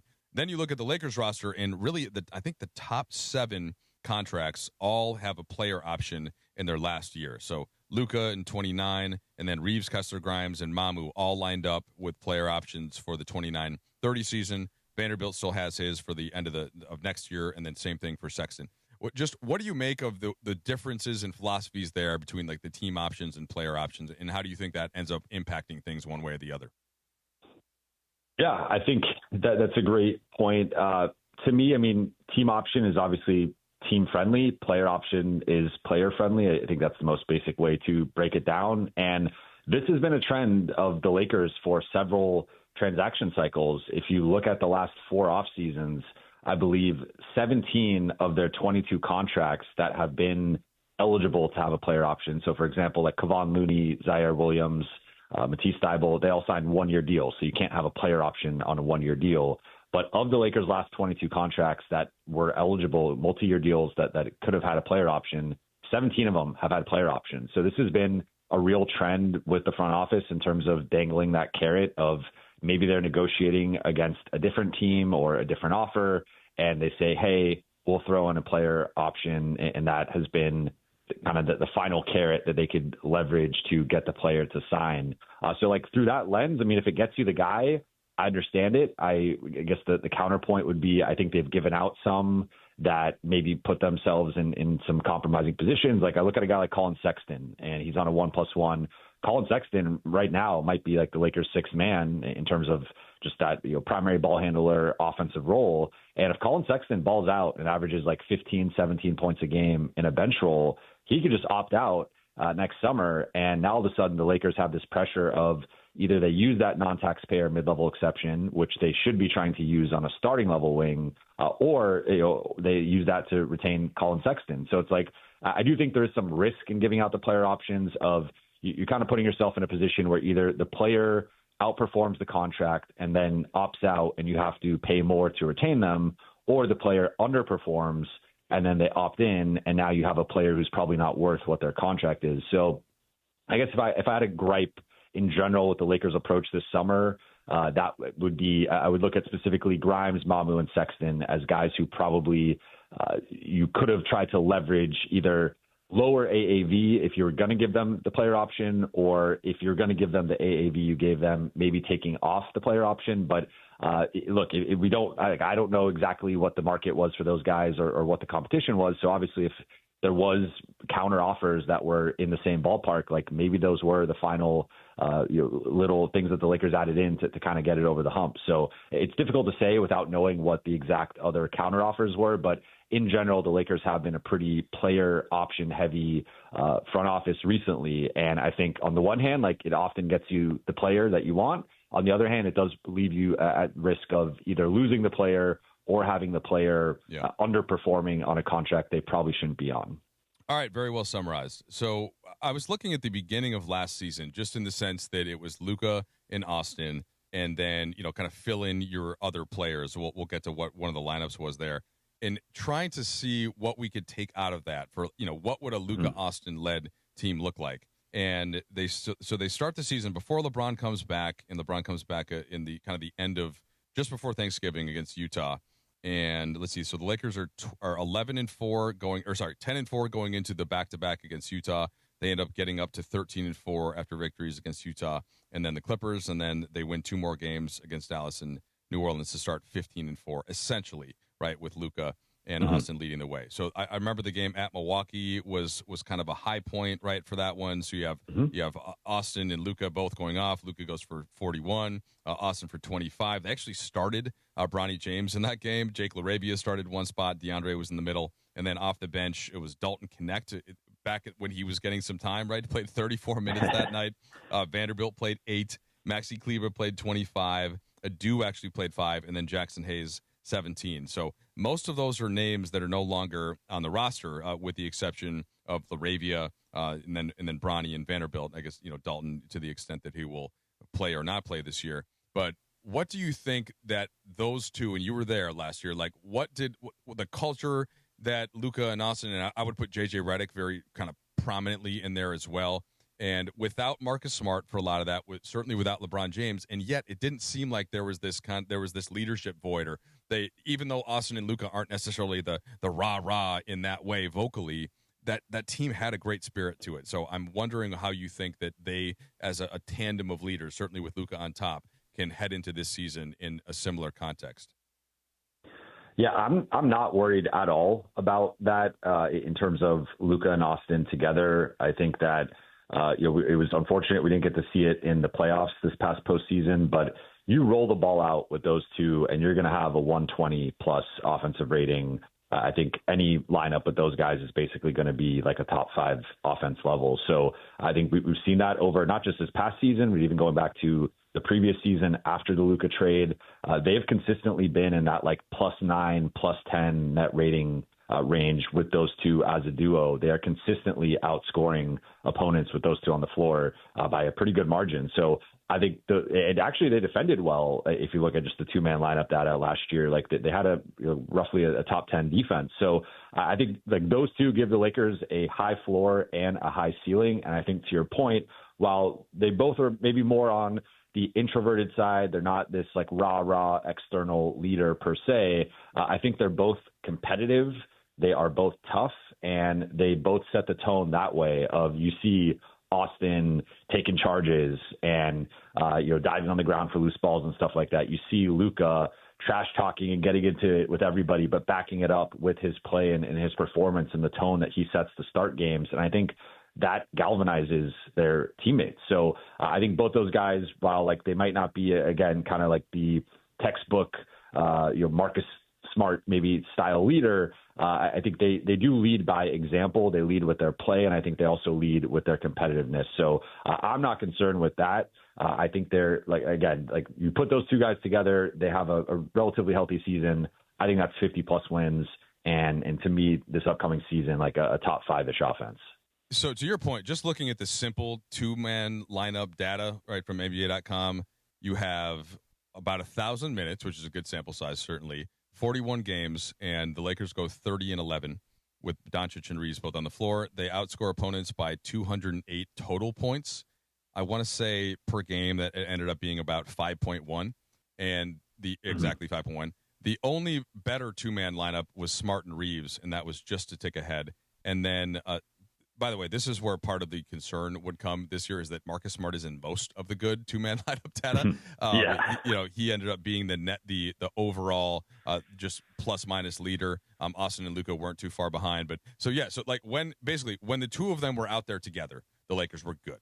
And at the time, right, this was not yet a roster that was built around those two players because the Lakers didn't really have a chance to do that in the transaction cycle after they actually made the trade last summer based on who was available and the fact that they had most everybody coming back on guaranteed contracts. That's why they had to go out and go kind of bargain shopping for Smart coming off 2 injured seasons and for Ayton with Portland trying to get him out of town. So the process to this point all makes sense. It's just all in the context, Jovan, and this is the $1 million question, right? Of like, okay, yeah, but where do they stack? Right? So you got the Thunder, you got the Spurs, and I think you and I together, we can make a pretty compelling case that for the Lakers right there in that 3 to 5, maybe 3 to 6, depending on how you want to rank Denver, Minnesota, Houston. But so they're right there. But it's the question is sort of like, okay, but where does the move that where it's just, oh no, they're in that mix now? Does it have to come from internal growth? Does it have to come from more just Luka raising this next level? Where do you think that it comes where it's obvious as opposed to we can make the argument for it? Yeah, so I mean, I would make the argument for them being, to me, they're a home court advantage team right now. I think that the question is really, for me, I would have them either 3rd or 4th with them jostling with Denver. And to me, it just comes down to what Denver does with Peyton Watson and if they end up having to trade off Cam Johnson or Christian Brown. Like, if they retain all those guys, I really like their top 6. Like, one of those guys will be a 6-man, and that starting group was really good last year. They were good when healthy. They just weren't able to stay healthy because of Gordon and Watson. But, putting that to the side, in terms of the Lakers making the leap, I do look at internal improvement of where are Adu and Cameron Carr going to be a year from now, 2 years from now. I think those two guys are a couple of wild cards in the rotation where if they can transfer what they did in Summer League to the parent team, like, and continue on that trajectory and that growth, like, those are two legit guys who knows, maybe they could grow into being starting level players at some point here over the next 2-3 years. So I do look at a level of internal growth, but I would also say, like, we've been talking about some of the moves they made. Like, a lot of these guys, I mean, if you look at all of the perimeter guys they've added, it has been starting at that non-tax level range, with like Grimes making $15 million a year. That's roughly the non-taxpayer MLE. It's been like non-taxpayer MLE guys and below. I do think they probably need one final piece that is above that range. That's like a clear starting level, not quite the OG Anunoby, Mikal Bridges level, but like someone kind of that ilk of the final kind of two-way wing to help catapult them to a different degree. So that is something that will, I think, take some time. Will take some recouping of assets and potentially one of those guys popping and maybe they end up trading some pieces in the future for that type of guy. But or again, it could be Carr or Adu eventually popping. Maybe Zaire Williams gets. We saw like Derek Jones Jr. got a big boost playing next to Luka. He was a minimum guy who really popped in Dallas. Maybe we see a similar thing with Zaire or someone else this season. So I think there's different ways it could play out, but I would be looking at the internal improvement with guys like Carr and Adu over the next couple of years. But I would also say in the meantime, they should be scouring the market of like the next guy that becomes available that is a difference maker at like a starting level wing or guard that could fit next to Austin and Luka. I think that's a guy they should try to pounce on. All right, for sure. Jovan, thank you so much, man. Always a pleasure talking hoops with you, and we will talk to you very soon, my man. Appreciate it, man. Thanks for having me on. All right, Jovan Buha. You can check him out on Buha's Block and the Lakers Collective on YouTube as well. Much more coming up next. We're going to finish up the draft talk, and I also want to get to the Lou Dort trade and how that might have an impact one way or the other on the Lakers. By the way, the Hard Rock Hotline is brought to you by Hard Rock Casino Tejon. Experience gaming, dining, and live entertainment at the easiest drive from downtown LA. Must be 21 or older. Gambling problem, call 1-800-GAMBLER. This is Lakers Talk, ESPN LA. The Black and Gold are coming off a statement 3-0 rout over the Galaxy in Carson. Shot back post, and Son is buried, and it's 3-0. And now LAFC return home to BMO Stadium to take on Real Salt Lake on Sun Hung Min Bobblehead Night. And the smile on the face from Sonny. Catch Sonny and the Black and Gold back at BMO Stadium as they look to keep the momentum rolling. Pre-game starts Wednesday night at 7 p.m. on 710 ESPN and the ESPN LA app. Call Jacob. Hey, Cappy, listen, you get into an action, you call Jacob at 800-345-6789, and there's steps to this. Step 1, get safe. Yeah, step 2, get medical care. Step 3, document everything. Step 4, do not guess what you should say to insurance companies. No, and step 5, count on Jacob. Count on Jacob. Accident or injury, call Jacob and Ronnie. Call Jacob 1-800-345-6789. Call Jacob. Drip Drop is doctor-developed, proven fast hydration that helps your body and mind work better. Trusted by firefighters, medical professionals, and over 90% of top college and pro sports teams. Drip Drop is engineered to hydrate faster and more effectively than water alone, with 3 times the electrolytes of leading sports drinks. Stock up now at dripdrop.com and use promo code RADIO20 for 20% off your first order. That's dripdrop.com, promo code RADIO20. I'm David Ortiz. When I lost my mom, she was only 46, and I lost my dad to cancer. It was the worst pain I ever felt. It made me think, what will happen with the people I love when my time is up? That's why I have life insurance. Ethos makes it easy. It's all online, take about 10 minutes, and you can get up to $3 million in coverage. Get your free quote at ethos.com/game. That's ethos.com/game. Paid testimonial. Time spent on application may vary. Online health questions required. The radio home of Mike Trudell is the radio home of Lakers basketball. Welcome to a new chapter of Lakers Talk on ESPN LA, your home of Lakers basketball. Lakers Talk now weekly with the one and only Mike Trudell. Lakers Talk is presented by Hoag Orthopedic Institute. When pain keeps you from doing what you love, Hoag Orthopedic Institute gets you back to you. Visit HoagOrthopedicInstitute.com to get the help you need today. Once again, back to Lakers Talk and back to Mike Trudell.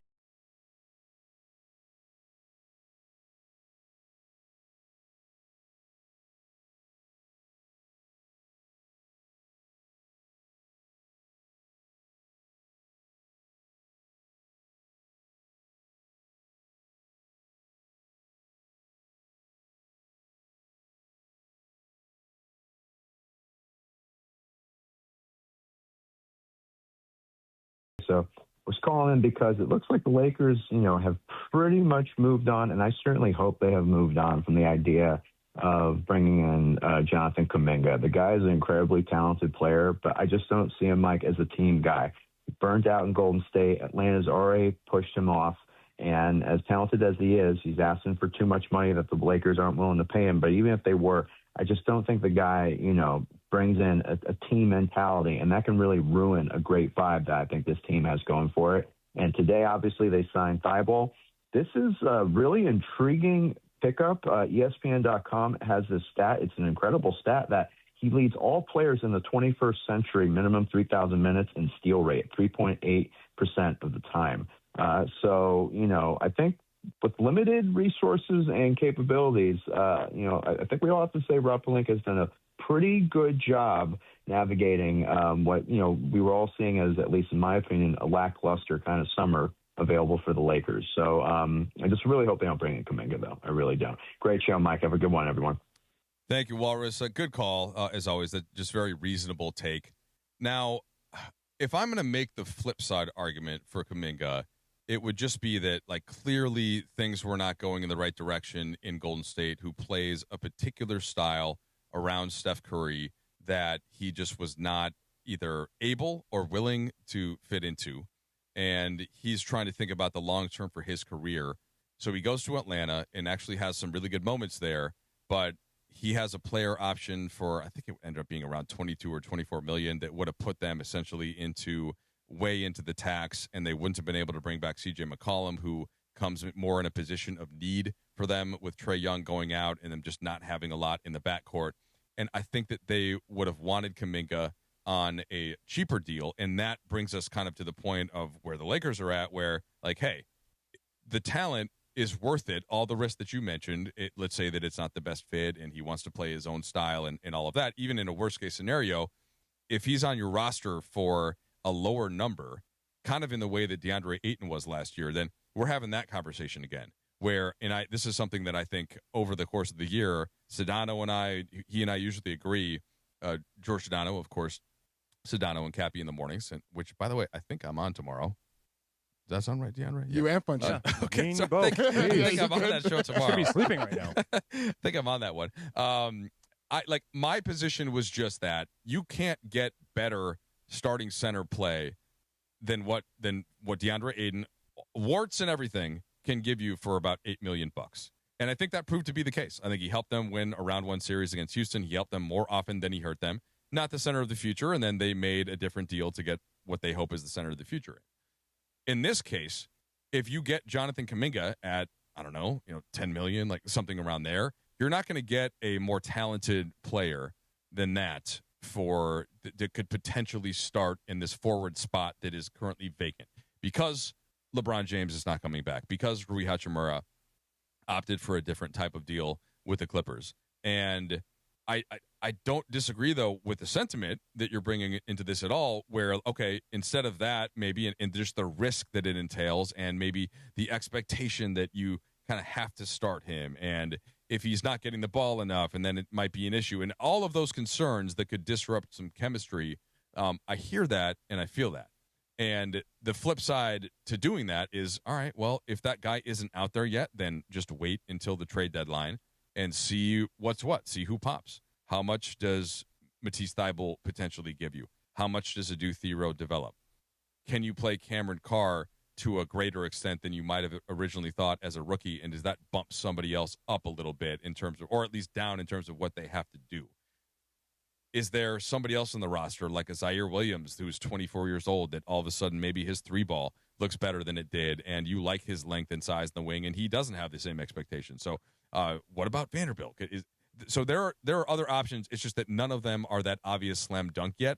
And therefore, the talent play that you might make for Kuminga, if it's at the right number, if it's at a lower cost and it's not on a long-term contract, then maybe that could make sense. So, but I share, I think, your sentiment, and that's also probably why nothing has gotten done to this point, because if it were such a slam dunk, then it probably would have gotten done. Sticking on Kuminga right now, because Lou Dort got traded to Atlanta, does that make Kuminga his leverage is going down and down now because he doesn't know where he's going to do. He has to sign for less, maybe.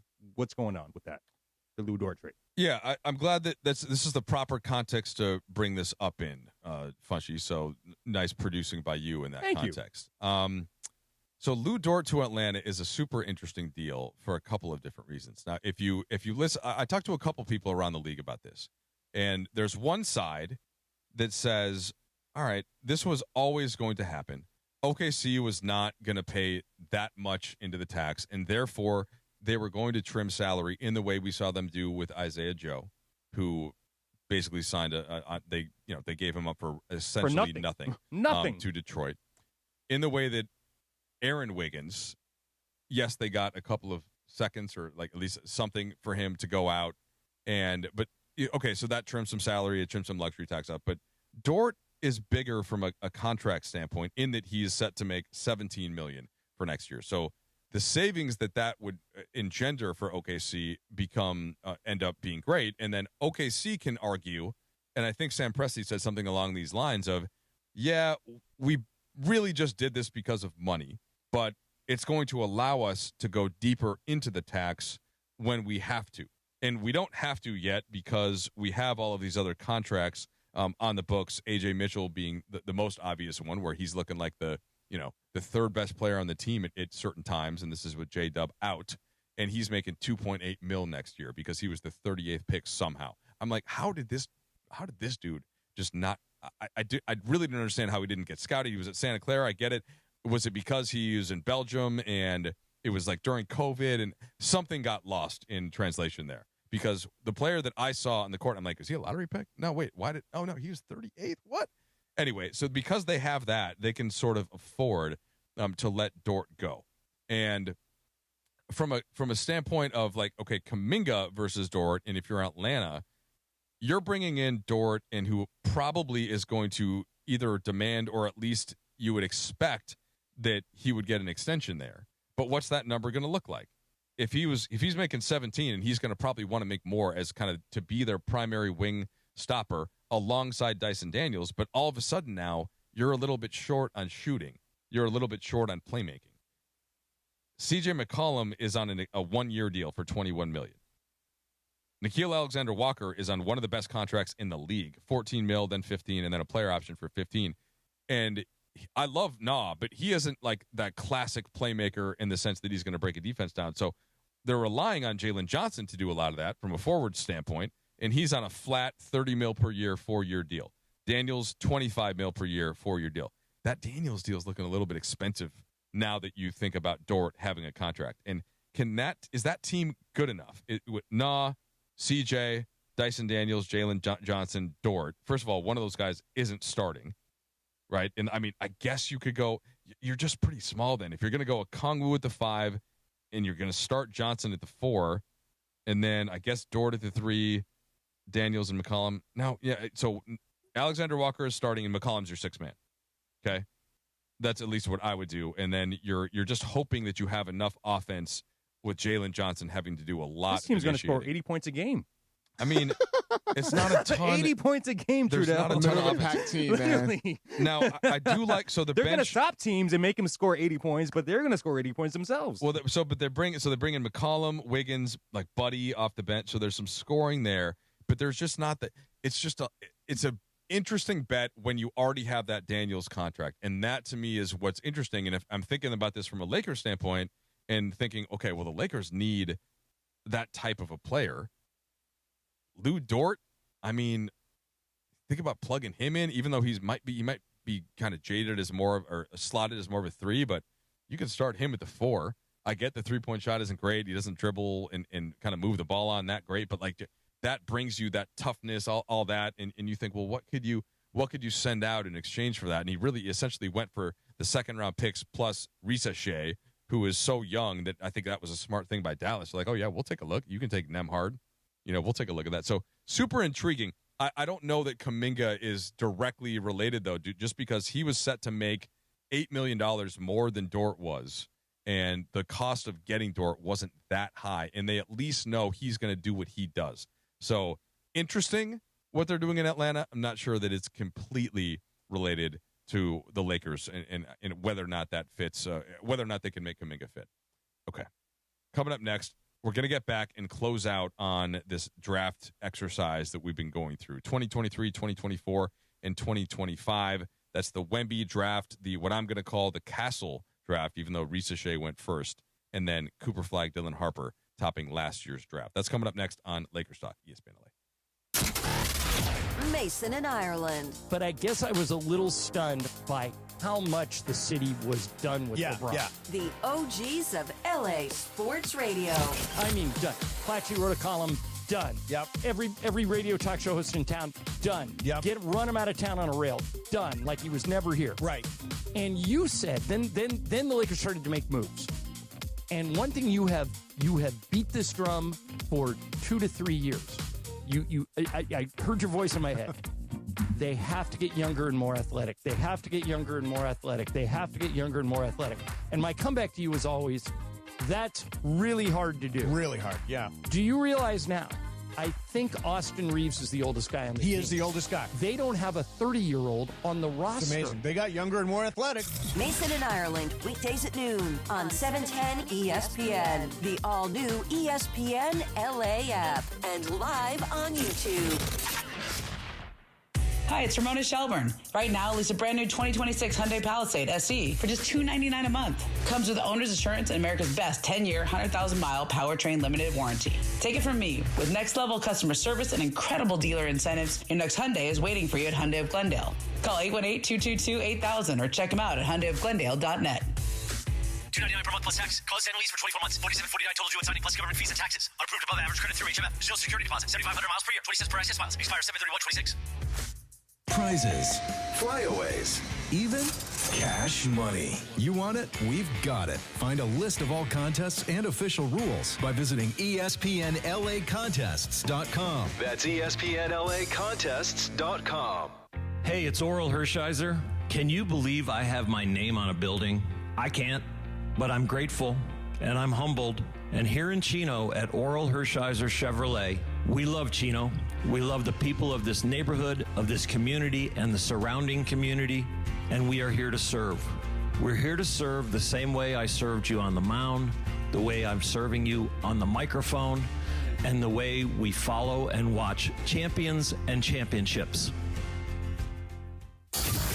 This is Lakers Talk with Mike Trudell on your home of Lakers basketball, ESPN LA, 710 AM on the all-new ESPN LA app and on YouTube at ESPN Los Angeles.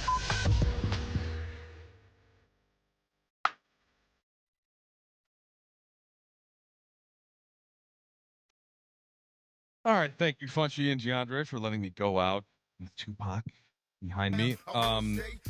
Last segment here for Lakers Talk on a Monday evening. And we went through this exercise earlier in redrafting the recent NBA drafts, mostly because the top four from this current draft, Devonta, Peterson, Boozer, and Wilson, all looked really good in Summer League. All right, so the 2023 draft, we don't need to spend a lot of time on this. We know that Wemby is being redrafted, going number one overall. We will spend zero time on that. Okay. Number two, this is a little bit interesting to me. Now, this depends how much you like Brandon Miller. DeAndre and Funchy, how much do you like Brandon Miller? I like him a lot. I don't know. Kind of reminds me of a young Paul George, but, I don't know if there's another level he can get to. He's averaging like 20-some points a game. I don't know if there's another ceiling to that. Okay. DeAndre, in the context of Amen Thompson, how much do you like Brandon Miller? Because I think that if at the end of the day, and I had to make a pick right now, I'm going to take Amen Thompson and just kind of hope that the shot continues to come around a little bit, because he can't shoot even a lick, and yet he's still been an awesome overall player. He leads this entire draft class, including Wemby in win shares. Now, a lot of that is because Wembanyama has missed a lot of games, but that's part of the appeal of Amen Thompson, is that you feel like you're going to get 82 out of him for the next 10 years. He's just the most special athlete probably since LeBron James in terms of just the full physical package. I just want to clarify. We're looking at the 2023. Is it Amen or is it Asar? Amen, I would take slightly ahead of Asar. So, here's what I have. I have Wemby, Amen, Brandon Miller, and then Asar. And I'm sticking Miller in between the twins. Got you. Okay. As painful as splitting up twins is, since I have identical twins. I agree. If Amen Thompson can figure out how to find a consistent jump shot, he will be one of the more complete players in today's NBA, just because what he can do all around the basketball court. He might be a top 10 player if he gets a jump shot. Yeah, for sure. And he doesn't have to have a great one, because what he does now, you back off him, he just racks it to the rim and draws a foul or finishes, or he gets the offensive rebound from the dunker spot. Like, he's just making good stuff happen. He was a nightmare to scout from an opposing scouting report standpoint, from talking to various coaches around the league. So yeah, love Amen in that context. Okay.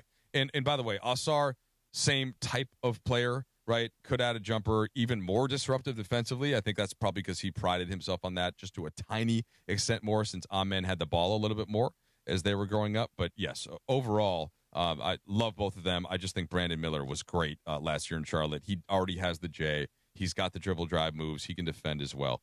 So some special stuff there. Okay, 2024 draft class. We'll be quick here.